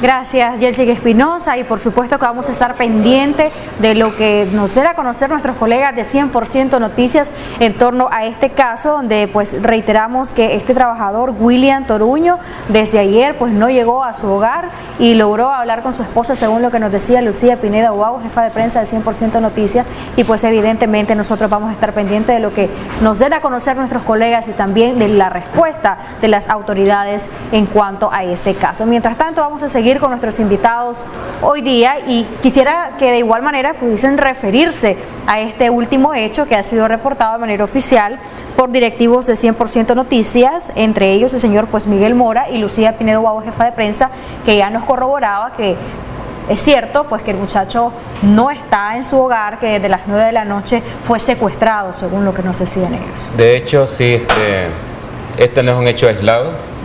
Ya son 3 ocasiones que tenemos información, han sido destruidos los equipos de 100% Noticias. Las instalaciones de dicho medio de comunicación han sido agredidos, han sido quebrados los ventanales.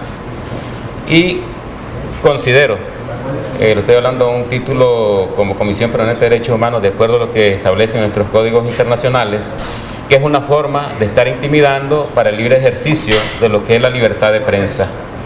Es evidente que al detener a un trabajador de dicho canal, lo que se pretende es sembrar el miedo, el temor.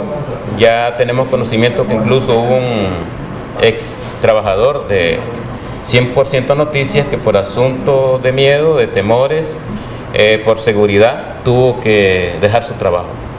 Consideramos de que debe cambiarse la actitud, de que se están violentando de manera abierta lo que son los derechos humanos. Y se hace en este caso pues un llamado al gobierno para que se depongan esas actitudes. Consideramos que incluso el delegado propiamente del gobierno en la Organización de Estados Americanos, al momento que se hizo el informe de la Comisión Interamericana de Derechos Humanos, no estaba apegado a la realidad. Consideramos que principalmente el gobierno de Nicaragua es el que debería de tomar en consideración la cantidad de muertos, de heridos, de lesionados que tenemos en nuestro país. Y fueron los países amigos de Nicaragua, los que han tenido que poner el dedo en la llaga. Sí. Entonces, un llamado pues, al gobierno. Doctora, en el caso específico, regresemos al tema de los promotores de ustedes que están detenidos. ¿Qué esperan? ¿Qué llamado le harían a las autoridades? Porque evidentemente quizá esto, podrían decir algunos sectores, puede ser una réplica con otros promotores, no solo de CPDH, sino también de otras organizaciones de derechos humanos. ¿Es esto posible? ¿Cuál es la expectativa que tienen? ¿Hay temor? ¿Hay desconfianza por parte del organismo? Nosotros hemos dicho, ¿verdad? Y hemos dicho claramente de que condenamos la actuación por parte del gobierno en el asedio, la persecución y ahora la judicialización de lo que son los promotores de derechos humanos, violentando todos los tratados internacionales ratificados por Nicaragua en este tipo de temas. Hemos visto que es un patrón que ha seguido el gobierno de realmente detener a personas que se encuentran en algunos casos en las marchas, en las protestas, y posteriormente son judicializados. Es lo mismo que ha pasado con nuestros promotores. Lo mismo que ellos están haciendo es creando falsas pruebas, presentándolas ante un judicial. Los delitos son graves, de hecho. Los delitos que están presentando, por ejemplo, son a Julio Ampie, tenemos homicidio en grado de frustración.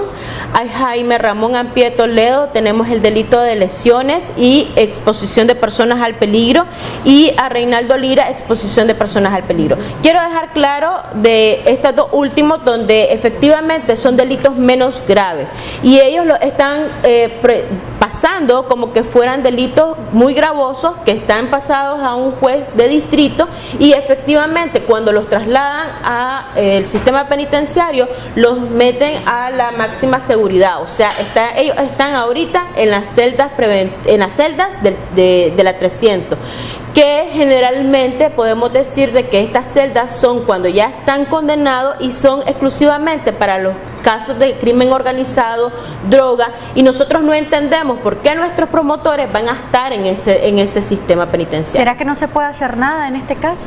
Bueno, nosotros estamos llevando el proceso judicial, nosotros creemos, tenemos las pruebas suficientes para demostrar que estas personas, al contrario de que son victimarios o que han sido los autores de estos hechos, ellos han sido agredidos por personas que han estado en ese lugar, porque efectivamente uno de nuestros promotores, Jaime Ramón Ampie Toledo, denunció ante los medios de comunicación en el momento donde le estaban dando persecución y efectivamente lo estaban le estaban disparando directamente a su humanidad.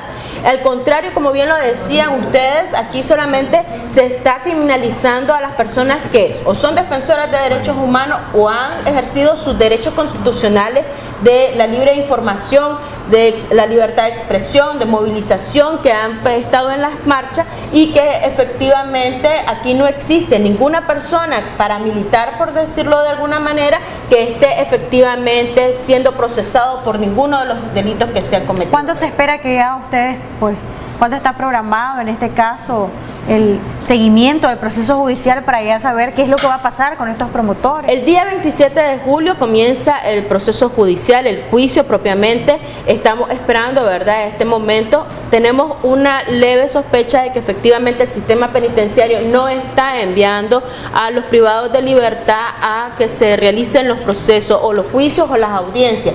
Entonces, pues nosotros estamos en la espera, nosotros ya estamos preparados con nuestros testigos y efectivamente para demostrar la inocencia de estas personas, y que al contrario son víctimas de varias agresiones por parte de grupos afines al gobierno. Yo quiero consultarle qué significa que parte de la unidad civil el día de ayer dieron lectura a una carta que enviaron a la OEA para solicitar que se declare a Nicaragua en emergencia de derechos humanos. ¿Qué representa realmente esta petición? Consideramos que efectivamente es incluso más que una emergencia, estamos en una situación de crisis total, diríamos nosotros, porque hay una violación abierta de lo que son los derechos humanos a nivel interno. Se han violentado nuestros códigos de leyes, la misma constitución política, el derecho al juez natural, en este caso por territorio, lo que es el derecho a que la autoridad competente le juzgue en condiciones de igualdad. Sin embargo, desde el comienzo de este proceso que estamos hablando, el caso de Boaco, miramos, por ejemplo, en los 3-4 primeros días, 3 jueces distintos. Carlos Solís, que dio lugar al rechazo de la acusación y mandó la orden de libertad. Inmediatamente después se inhibió de conocer el caso, conoció Eduardo Albir Ramos. De igual manera se inhibió y conoció el juez suplente del juzgado tercero distrito de violencia. Y este juez suplente tercero distrito de violencia fue nominado directamente por la Sala Penal 2 del Tribunal de Apelaciones, cuando debería de pasar por un proceso de ordice que designe la autoridad. Es decir, tenemos una situación ahí de violación abierta a lo que son nuestros códigos internos de leyes, así mismo como los convenios internacionales que están suscritos por Nicaragua en el artículo 46 de la Constitución Política de Nicaragua. Entonces consideramos de que sí, efectivamente es una emergencia total en cuanto a las lesiones que se están aplicando en este caso a los nicaragüenses. Nos confirman una participación ciudadana vía telefónica. Muy buenos días, está en Debates y Soluciones. Muy buenos días. Lo escuchamos. Sí, gracias. Felicidades, pues, como siempre, a todos los periodistas y a todas las personas que siempre andan viendo toda esta situación en Nicaragua. Es preocupante, y a mí, yo escucho de secuestros de la policía, escucho secuestros de diferentes partes, pero yo digo, ¿dónde estábamos todos nosotros, todos los aquí presentes aquí, cuando Matagalpa estuvo secuestrada por 2 meses, cuando hubieron asesinatos en los tranques? Y yo no le estoy hablando como si yo fuera sandinista, le estoy hablando como ciudadano. ¿Dónde estuviste, hermanito? Por Dios. Vieras qué doloroso e inútil se sentía uno al ver cómo están torturando a una persona por ser de un credo político que no participaba con estas personas. Hermano, ¿dónde estabas con ese chalequito tan bonito que te mirás allá en ese panel? ¿A dónde estabas, hermanito, por Dios, cuando estaban torturando a un jovencito, a un señor ahí por no participar? ¿Dónde están esos derechos humanos que tanto promulgás ahí en ese panel? Señor, ¿quién lo torturaba y dónde lo torturaron? ¿Y a quién torturaron? En Matagalpa. En Matagalpa. En el tranque de las praderas. En el tranque de las praderas, hija, por Dios, si eras mujer, te desnudaban, te metían la mano en medio de tus partes para ver si llevaba algo. ¿Dónde estaban esos derechos humanos? ¿Y estas personas que torturaron, según lo que usted nos cuenta, fueron detenidas o siguen ahí como si nada? Detenidas y dejaron los tranques y la policía ni siquiera hizo nada. Si la policía sin vergüenza por haberse acuartelado, la policía jamás se tuvo que haber cuartelado, la policía tiene que hacer su trabajo. ¿Y actualmente todavía están ahí los tranques? ¿Perdón? Actualmente todavía está ahí el tranque. No, ahora ya no hay nada, hija, por Dios, ahora todo está libre como antes. Yo le doy gracias mil veces gracias a Dios y a las 3 divinas personas, a la Virgencita, que esto ya se compuso. Pero ver aquí inútil, hija, sentirse y ver cómo están golpeando a alguien, torturando y todo eso. Ahora me hablas de los medios de comunicación. Yo siempre escucho tu programa, pero simplemente se inclinan a una balanza, hija. Yo pienso que el periodismo nicaragüense o el periodismo internacional o todos los profesionales del periodismo deberían de ser apartidarios y no inclinarse a un lado. Me está hablando habló la UAO y dice de que la policía secuestró. No, la policía no secuestró nada, la policía detuvo, hay un proceso de investigación y a mí me hubiera gustado que toda esta gente que secuestraron, los tranquistas, que se registraban, que hacían como si fueran policía, esa gente, ¿a quién le reclamó? Nadie le reclamó. Si querías pasar te cobraban 100 pesos y si querías pasar, pues, y si querías sentirte seguro para pasar en un vehículo tenías que dar los 100 pesos, porque si no los daba, a la vuelta, hermano, espérate que te iban a pegar tú. ¿Dónde estaban esos derechos humanos cuando ese carro rojo? Estimado amigo, ¿nos escucha? Es una mujer indefensa, no le puede golpear. Nos da muchísimo gusto que usted sea un fiel televidente de Acción 10, de Acción 10 en la mañana, pero sí quisiera preguntarle por qué usted considera que nos estamos parcializando cuando siempre hemos enfatizado que somos un medio de comunicación neutral y que cualquier persona que desee expresarse, así como lo está haciendo usted, está en la plena libertad de hacerlo y que todas las opiniones y concepciones acerca de este hecho pues siempre son bienvenidas. Son partes de las noticias, no solo una, madre. Eso es lo que yo te estoy diciendo. Los guados dicen que quemaron Radio Ya, quemaron no sé qué lo mencionamos. Quemaron vehículos del Canal 8, quemaron... Si usted es fiel televidente de Canal 10, yo personalmente hice ese enlace de control de estudio cuando quemaron Radio Ya, y yo personalmente, incluso desde mi página de Facebook, donde informo de manera imparcial, también lo reporté.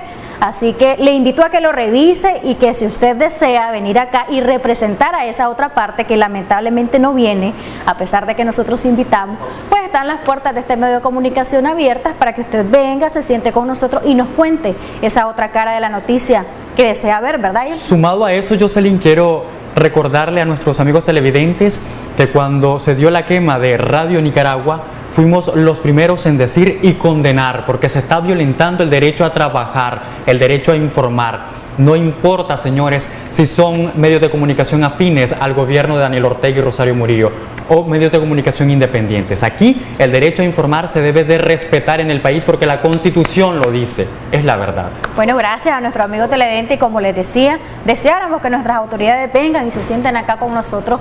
Siempre lo voy a repetir, lo voy a reiterar, porque este medio de comunicación no está orientado solo a reflejar una parte de la noticia, pero cuando no desean venir y estar con nosotros, ahí nos limitan y lamentablemente, como decía el televidente y estoy de acuerdo, pues no podemos tener a esos otros actores políticos, sociales, económicos y jurídicos acá en Acción 10 en la mañana. Queremos agradecerle a ustedes y quizá para finalizar una respuesta rápida para lo que él decía y sus conclusiones en cuanto a los promotores, que es lo que van a estar haciendo, doctor. Sí, de hecho, bueno, agradecerle por lo del chalequito bonito, ¿verdad? Efectivamente, este chalequito bonito estuvo en Matagalpa en 2 o 3 ocasiones.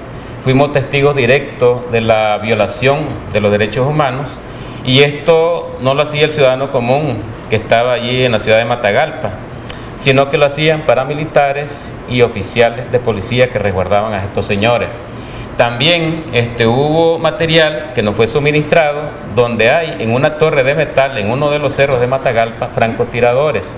Entonces, francotiradores no es el ciudadano común, son personas que están especializadas para ese haber y que en este caso, bueno, hay un cuestionamiento a los militares y a la policía últimamente. Y hay unas denuncias que se hicieron en Matagalpa en relación a eso, que son personas del ejército, que son personas de la policía. Eso pues no lo podemos tapar el sol con un dedo. Son cuestiones que está viendo el ciudadano día a día, que la gente lo está experimentando. Y en este caso pues quizás sería un llamado a la cordura más bien, porque casi siempre estamos viendo de acuerdo al cristal con que usualmente solemos ver, pues. En cuanto a la libertad de expresión, todo el mundo es testigo de lo que ha pasado a 100% Noticias, lo que le ha pasado al Canal 10, lo que le ha pasado al Canal 12, y incluyendo pues por las censuras que se dieron a los inicios de abril. Es el comentario que tenía que hacer. Sus conclusiones. Bueno, también quiero decir un poquito de que es importante que nosotros como CPDH también somos imparciales y también velamos por y el respeto de todos los derechos humanos de todas las personas, independientemente de qué bando político tengan. Nosotros queremos dejar claro de que también nosotros hemos logrado venir y rescatar a personas que se encontraban en los tranques y han sido entregados a nosotros para resguardar su integridad física. Así que no es que solamente veamos un solo lado de la balanza, vemos de los dos lados. ¿Ustedes han tenido reportes de personas asesinadas, simpatizantes del Frente Sandinista, paramilitares y policías? Bueno, la verdad es que nosotros hasta el momento tenemos contabilizados solamente por ciudadanos, ciudadanos que han sido muertos en algunas circunstancias efectivamente violentas, donde generalmente quien está haciendo los actos violentos es la policía o grupos paramilitares. Es decir, que la institución del orden debería de sacar su lista oficial de personas o agentes de la policía que han sido ultimados. Pero es que, a ver, el detalle está en que en una balacera, por decirlo de alguna manera, no se está viendo un partido político. Nosotros tenemos y hemos constatado de que existen personas que eran afines al gobierno sandinista y que han sido asesinados por fuerzas paramilitares. Entonces también a esa parte de la población y a ese segmento de la población que muchos dicen de que nosotros no estamos resguardando, también estamos resguardándolo y preservando y hablando por los derechos humanos de todos los nicaragüenses. Muy bien. Gracias a los dos por habernos acompañado. Al regresar de la pausa nos acompaña Gonzalo Carrión del Centro Nicaragüense de Derechos Humanos. Recuerden que ellos han sido pues mencionados incluso ayer en el Consejo Permanente de la Organización de Estados Americanos como uno de los organismos que ha aportado en cuanto a las investigaciones y ha dado cifras de las personas que lamentablemente han perdido la vida durante esta crisis. Pero para el amigo televidente que nos llamó y para todos aquellos que nos sintonizan y que demandan tener esas dos caras de la moneda, nosotros en la medida de lo posible lo reflejamos y quiero mostrarle nuestra página de Facebook. Ahí lo puede ver, ¿verdad? En la cámara, Noticiero Acción 10, ahí puede ver. Así aparecemos nosotros en Facebook como Noticiero Acción 10 y puede leer, quizás si lo logra ver en su pantalla, que nosotros compartimos esta noticia el día de ayer. Bueno, acá búsquelo, sí, quizás porque mi teléfono pues no es lo suficientemente grande para que usted lo observe, pero textualmente dice, en su habitual comparecencia la vicepresidenta de Nicaragua refirió que en todo el país continuarán con las labores para restablecer la seguridad, de manera que sí reflejamos lo que dice el gobierno de Nicaragua, sí reflejamos lo que dicen los diferentes sectores en la medida de lo posible. En tanto nos permitan, en tanto nuestras autoridades puedan comunicarse con nosotros. En el caso de las comparecencias de la vicepresidenta Rosario Murillo, nosotros las retomamos de los medios de comunicación a los cuales sí logra dar estas comparecencias y también de las redes sociales. También pues estuvimos compartiendo lo que se vivió en el Consejo Permanente de la Organización de Estados Americanos. Crisis en Nicaragua fue nuevamente abordada este miércoles en el Consejo Permanente de la Organización de Estados Americanos, donde una vez más el canciller Denis Moncada rechazó el informe presentado por la CIDH. Búsquelo, usted que nos sintoniza, usted que es el fiel televidente de Acción 10 en la mañana, le invito a que lo busque para que vea que sí reflejamos esos dos aspectos importantes acá en Acción 10. Más después de la pausa comercial, ya regresamos. Ya regresamos con Acción 10 en la mañana.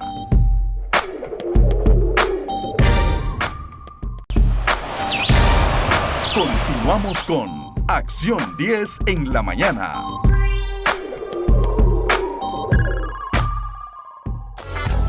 Seguimos con más de Acción 10 en la mañana. Gracias a ustedes siempre por sintonizarnos, por sus opiniones, por llamarnos, y vamos a seguir abordando este tema de la crisis en nuestro país, qué repercusión, qué incidencia tiene lo que se abordó ayer en el Consejo Permanente de la Organización de Estados Americanos. De hecho, el Centro Nicaragüense de Derechos Humanos fue mencionado como uno de los organismos que ha aportado en cuanto a investigaciones en todo lo que son las víctimas, tanto víctimas mortales como aquellas víctimas heridos, desaparecidos, en cuanto a la crisis que se ha ido en nuestro país desde hace más de 2 meses. Ya estamos acompañados de Gonzalo Carrión del Centro Nicaragüense de Derechos Humanos para hablar de este importante tema. Así es, efectivamente. Jocelyn, Gonzalo, bienvenido una vez más a Debates y Soluciones, un espacio en el cual la población puede opinar, puede entablar su mirada en cuanto a la situación del país. Ya Jocelyn adelantaba y nos decía de que una de las fuentes retomadas por la CIDH para llevar a cabo las investigaciones es el Centro Nicaragüense de Derechos Humanos. Ha sido una situación compleja y ahora preguntamos, al igual que el resto de organismos que estuvieron acá hace pocos minutos, el Centro Nicaragüense de Derechos Humanos ha recibido no solo registro de personas violentadas, que son parte del movimiento 19 de abril o la población común, sino también de parte de los militares, policías y estas personas que son denominadas como encapuchados, ¿no? Buenos días. Tal vez una entrada reside lamentable comentar el tema de las cantidades. Nosotros muchos decimos no terminamos de contar porque no se termina de matar. Una tragedia. Lo hemos compartido. El CENIC cumplió en mayo una fecha que no pudimos, o sea, la recordamos la fecha trabajando. Sí. El 16 de mayo cumplimos 28 años de trabajo. En 28 años, por supuesto, nosotros no habíamos, yo tengo 26 de haber llegado al CENIT, llegué, todavía estaba estudiando Derecho en la UCA y nunca habíamos tenido un escenario tan brutal en términos de violencia en tan corto tiempo como el que estamos viviendo ahora. Y esa tan brutal que no hay las cifras sobre las cifras mortales. No se terminan de precisar. ¿Por qué? Por la complejidad, y lo comenzamos a decir desde las primeras arremetidas. Y es lamentable porque a la Comisión Interamericana el Estado le informó en la primera visita. ¿Se acuerdan que la Comisión habló de 76 de personas, ¿verdad? Asesinadas, muchas de ellas ejecutadas. Y estas cifras en menos de mes y medio casi se cuadruplicaron. Y las cifras que da la Comisión, nosotros estábamos monitoreando, nos aproximábamos y el Estado proporcionó esa cifra, el Estado.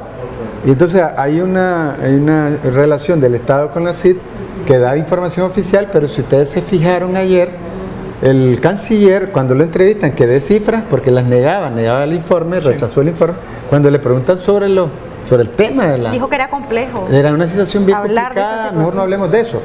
O sea, por favor. ¿Por qué no hablar de eso? ¿No conviene para el gobierno? Porque es un tema que tenés que decir claramente, y aquí lo tenemos que compartir. Aquí hay una cantidad de muertos, incluso todavía sin terminar de verificar. Sí. Entonces aquí hay un manejo para la propaganda, para el discurso, para la publicidad, y otro para el mecanismo de relaciones internacionales que efectivamente sí se ha proporcionado. Es decir, por ejemplo, si en los hechos recientes donde han incursionado los grupos enmascarados, ¿verdad?, denominados para policías, paramilitares, sí, como la última incursión en Carazo, que se habla de una cantidad sin terminar de precisar de personas muertas. Extraoficialmente 20. Pero eso, nosotros tenemos una cantidad así similar. ¿Qué es lo que quiero compartir? Ahí se habla de existencia de cadáver no determinado quiénes son, y se habla incluso de la posibilidad de que haya paramilitares allí. Sí. Y si eso es cierto, la población tiene derecho de saberlo. Así es. Entonces, ¿qué es lo que pasó allí? Entonces, el Estado es el principal responsable de proporcionarnos esa información sobre el universo de detenidos desaparecidos, que se den cantidades grandes. ¿Quién es el que puede dar información oficial de cuántos detenidos hay? No la podemos inventar nosotros. ¿Cómo nos enteramos nosotros sobre los fallecidos, sobre los detenidos desaparecidos o torturados?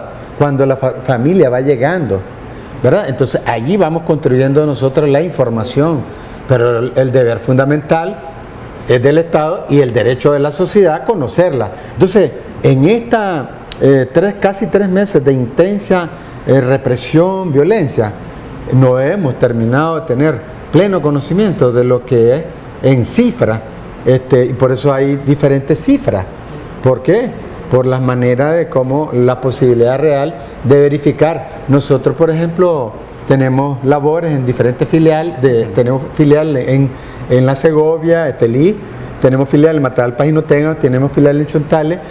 Surgió un mecanismo de promotoría de voluntariado en Occidente, en Jinotepe. La acabamos de establecer el primer día que atacaron, que fue el martes antepasado, y el día que atacaron estaba desarrollando, y a través de ese esfuerzo que logramos vivenciar, hasta sometido a la violencia con nuestros activistas, vivenciar el nivel de la violencia y de la persecución. Entonces, así se van construyendo los datos, pero sí, es tan grande que incluso nosotros sabemos que hay cadáveres que fueron levantados con violencia, sí, y su paradero final no lo conocemos.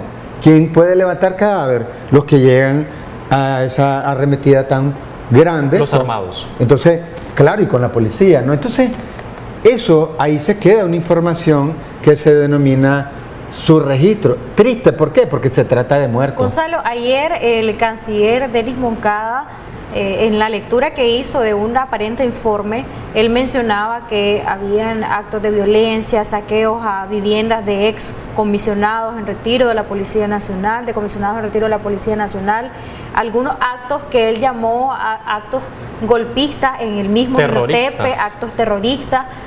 ¿Cuál es su respuesta? Si usted tuviera al canciller acá de frente, ¿cuál sería su respuesta? ¿Cuál sería su valoración? ¿Qué le diría? Aquí tengo que decirlo con claridad, lo conocemos al canciller, hemos tenido oportunidad de encontrarnos en algunas actividades donde los invitan a ellos y nosotros hemos coincidido, nos hemos encontrado alguna vez, y pues efectivamente el canciller sabe que no llegó a decir la verdad ayer en la OEA.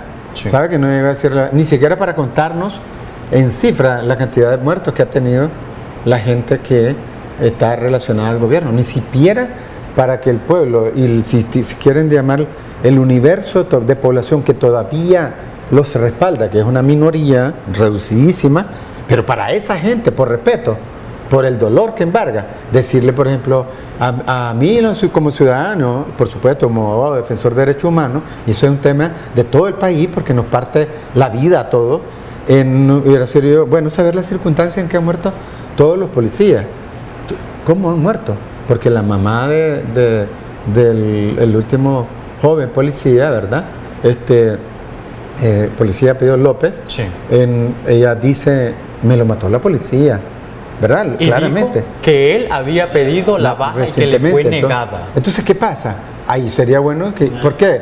El canciller más bien, cuando lo entrevistan, dice, de este tema no puedo hablarte porque es muy complicado. Entonces, él sabe que no contó la verdad, porque en el tema de todo lo que el Estado está haciendo lo atribuye a la sociedad. ¿Cómo vas a creer que bandera azul y blanco, la del medio millón, bandera azul y blanco, Ulera, bandera azul, Mortero, el muchacho Mayorga, el joven Marcelo, que muere con su Ulera, ¿verdad? Ese muchacho es golpista, todos los que andan con azul y blanco, todos esos son golpistas, por favor. O sea, el más del 70% que la población que dice ya no quiere este régimen. Antes del 18 de abril nos decían autoridades que no habían grupos terroristas. Quiere decir que estos grupos, según las autoridades, se formaron después del 18 de abril o días antes del 18 de abril. No, por supuesto también ahí nos miente, porque nosotros hasta el 17 de abril teníamos un caché, muro de contención, que no pasaban ni siquiera los migrantes. Miren cómo regresaron a los migrantes por miles, el ejército y la policía. Y sacaban orgullo, sí, que por ahí viene el narcotráfico y la delincuencia organizada. Y entonces nadie pasaba. Y aquí incluso tan solo como un mes antes habían dicho, aquí no había un cartel establecido. Exacto. De repente hubo invasión de crimen organizado en el país más seguro. Pero eso fue rapidísimo. No. Ese gancho no se lo meten a nadie. Y por supuesto no creen ni siquiera su propia base, porque la base popular la perdieron. O sea, la verdad, comenzaron a matar el 19 de abril hasta hijos de gente que está vinculada al gobierno, y por eso perdieron al pueblo, porque comenzaron a matar. Cuando comienzan a matar a los muchachos, de estudiantes, a los hijos del pueblo, a los jóvenes, todo esto se volvió un sistemático, una ola de violencia que ha terminado un estado de terror. Y en ese sentido, pues, reafirmar, no es cierto la mayor parte que ha dicho el régimen. Y aquí no estuviéramos lamentando ni siquiera la muerte de un policía o de algún vinculado al gobierno, si esto no comienza el 18 de abril, con la insolencia y la intolerancia que comenzaron a darle palo a la gente. Yo estuve personalmente con el CENIT advirtiéndole al jefe de ustedes tal vez estaban ahí en la rotonda del Paul Jenny, el 18 de abril. Yo le hablo al jefe de antimotín que va a cargo de la tropa, que va persiguiendo a 50 muchachos jóvenes, que tenían atrás de los antimotines como 400 de la JS. Yo le hablo al que está jefe y le digo, la Constitución le advierte a usted el deber de proteger a los que va persiguiendo y protegerlo de esos que estaban ahí, que hicieron de la suya y los dejaron pasar. No habían matado a nadie. Y le advierto eso porque le digo, yo no soy quien. La Constitución te dice tu deber de prevenir delitos y proteger los derechos. No lo hicieron. El 19 comenzaron a matar y se armó lo que ya sabemos. Entonces nos han estado mintiendo. Todo lo que... Mira, el mensaje de la vicepresidenta dijo que van a seguir barriendo, limpiando las calles. ¿Cómo se puede celebrar la barrida en Sutiaga, en Carazo, con al menos 20 personas asesinadas? ¿Quién puede celebrar eso? Sumado a eso, Gonzalo, la vicepresidenta Murillo, luego de la agresión a los obispos, dijo, abro comillas, es así como se manifiesta o se expresa el pueblo. O sea, ¿se están justificando los hechos de violencia? Definitivamente, y dicho sea de paso, hablando de pueblo, porque le encanta mucho eso, recuerden, pueblo presidente, que ya no lo han perdido. Ahí estaban unas personas claramente identificadas que están vinculadas al partido de gobierno. Tenemos una llamada, creo, Gonzalo, hagamos un pequeño paréntesis. ¿Aún está la llamada en línea? Bueno, nos puede llamar, por favor, al 2222-7808, pero quiero unirme y para que quede una respuesta clara a nuestros televidentes, hay o no terroristas en Nicaragua, porque habría que ver cuál es la definición de esa palabra, terrorismo, y en qué contexto se está aplicando. Fíjate que ante eso que preguntas, ingenuamente yo me digo, ¿será que los terroristas llegaron al país así por teletransportación, rapidísimo? No, pero sí hay terrorismo, y es terrorismo de Estado. Ya, yo le voy a decir una cosa.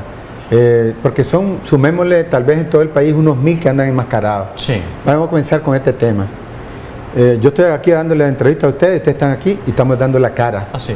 Pero se presume que somos nosotros, defensores de derechos humanos, los malos. ¿Por qué los malos damos la cara? ¿Y por qué los buenos, que se suman ellos, que porque todos lo dicen al revés? Ellos son los buenos. ¿Por qué los buenos están enmascarados? ¿Y por qué los buenos andan con fusiles AK y de alta potencia, incluyendo para francotiradores, esos grandes fusiles, y ellos llegan encapuchados? Si ellos son de los buenos, ¿por qué no nos dan la cara? Y eso, por supuesto, llegan a infundir terror. Nosotros estamos recibiendo hasta de gente que tenemos conocida en Carazo, que los lleguemos a rescatar, porque andan casa a casa. ¿Vos te imaginás que nosotros salgamos de aquí, del canal, ¿verdad? Nos repartan a los 30 trabajadores que están por ahí, nos repartan a cada uno un fusil AK y vayamos sobre esta avenida que va para abajo, donde hay unos retenes, donde hay unas trincheras? ¿Qué pasaría para nosotros si salimos con AK? Por supuesto que es muy probable que hasta los militares nos van a aplastar. Los militares. O sea, ¿cómo aquí se puede celebrar que una población, se supone particular, ande con fusiles AK, R15, M16, porque los conocemos, ¿verdad? Granadas, ya lo han reportado. Sí, armas destructivas, fusiles potentes, que son de uso exclusivo, solo los pueden almacenar y controlar determinadas instituciones. Aquí solo, los AK solo los manosean oficialmente la policía y el ejército. Hubo un comunicado del ejército. Sí, claro, dijeron que todo es manipulación. Dijeron que todo es manipulación y los maestros de la manipulación están en el Estado. Entonces, para enfatizar, terrorismo en Nicaragua sí hay, y es terrorismo de Estado. La población está sometida a un estado de terror durante casi 3 meses. Si aquí en Nicaragua, casi 300 personas asesinadas, eso no ha infundido. ¿Cómo te imaginas el 30 de mayo? El CENI yo estuve en los alrededores de la UCA con un equipo, estuvimos, cómo estaban esa manifestación de al menos 500,000 cuando se comienzan a recibir de los armados desde el estadio de Denis Martínez, que está siendo utilizado para el crimen, ¿verdad?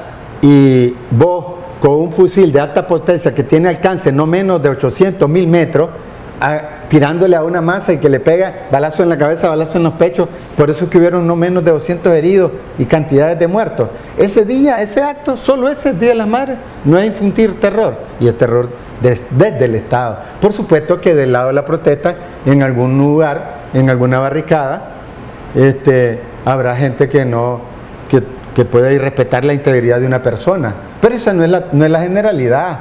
Los muertos que se cuentan en su gran mayoría están en la protesta, y insisto, para hablar de terrorismo del lado de la protesta y golpistas, no hay un solo asesinado del lado de la protesta que haya muerto con un fusil en la mano, ¿ya? Y los que han matado, por el contrario, ulera, mortero, ¿verdad? Le pueden poner, miren lo penoso, pues vergonzoso para la Policía Nacional, que se está autodestruyendo en menos de 3 meses. De León puso unos chavalos presos de la policía con un arsenal de morteros. ¿Ustedes han visto a alguien de esos que andan fusiles de guerra que ha matado a algún manifestante acusado por la fiscalía? ¿Se imaginan cómo se mirarían estas personas al frente, presentados públicamente con el desfile de fusiles capturados? ¿De qué lado son los que andan las armas? O sea, fusiles de guerra de alta potencia frente a ulera, fusiles frente a bandera azul y blanco. ¿De qué lado está el terror? Sin poner que a todo mundo es angelito, ¿verdad? Hay personas que pueden abusar, y les quiero contar algo. El CENI ha participado en la entrega de personas que vinculadas incluso paramilitares. Sí. El CENI, y eso no lo dicen, el CENI participó, y la madre de la gente de la policía en Carazo, el equipo del CENI participa, ¿verdad? Y la señora emocionada, por supuesto, en ese momento nosotros participamos, y esto es dramático, no puedo dar el dato, el nombre, de un joven herido en una protesta del lado del norte, joven herido de la protesta, cuya familia tiene, unos han vinculado al régimen, y él está en la protesta, la familia está dividida. Como no podía traerse hasta Managua, así nomás, porque había que pasar los dos tipos de tranques, unos controlados por los paramilitares y otros por la... Entonces vino un familiar que iba a poder incidir para que donde había control de los paramilitares no lo remataran al muchacho, pariente del que viene herido. Entonces vino un pariente vinculado al régimen para poder pasar en donde están controlados por los paramilitares. Estamos a un minuto de concluir, Gonzalo, tiene una pregunta. Y un activista de nosotros vino para que el que está vinculado al régimen no le pasara nada donde estaba controlado por los de la protesta. Entonces, eso son cosas dramáticas, y ahí estamos trabajando nosotros. Rapidito, en 30 segundos, la pregunta: si ustedes prácticamente no son reconocidos por el gobierno en materia de derechos humanos, ¿qué papel ha jugado la Procuraduría de Derechos Humanos? Yo creo, yo no siquiera he conocido acciones de la Procuraduría. No, yo soy defensor de derechos humanos hace 26 años y casi no sé llegar ni siquiera a dónde está ella ubicada, la institución. ¿Ya? Es gubernamental, obviamente, claro, para que quede claro la gente. Le pagan un salario enorme para este país empobrecido. ¿Será que piensan que no hay violación a los derechos humanos? Por eso es más, han dicho estas expresiones: en Nicaragua no se violan derechos humanos.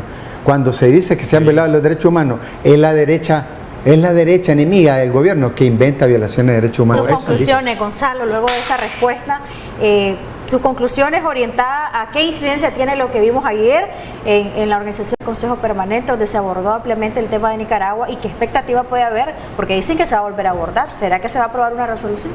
Mire, es importante que ayer fue un golpe grandísimo. El gobierno de Nicaragua quedó más aislado, el Estado de Gobierno de Nicaragua quedó aislado, totalidad. Mucha condena, pero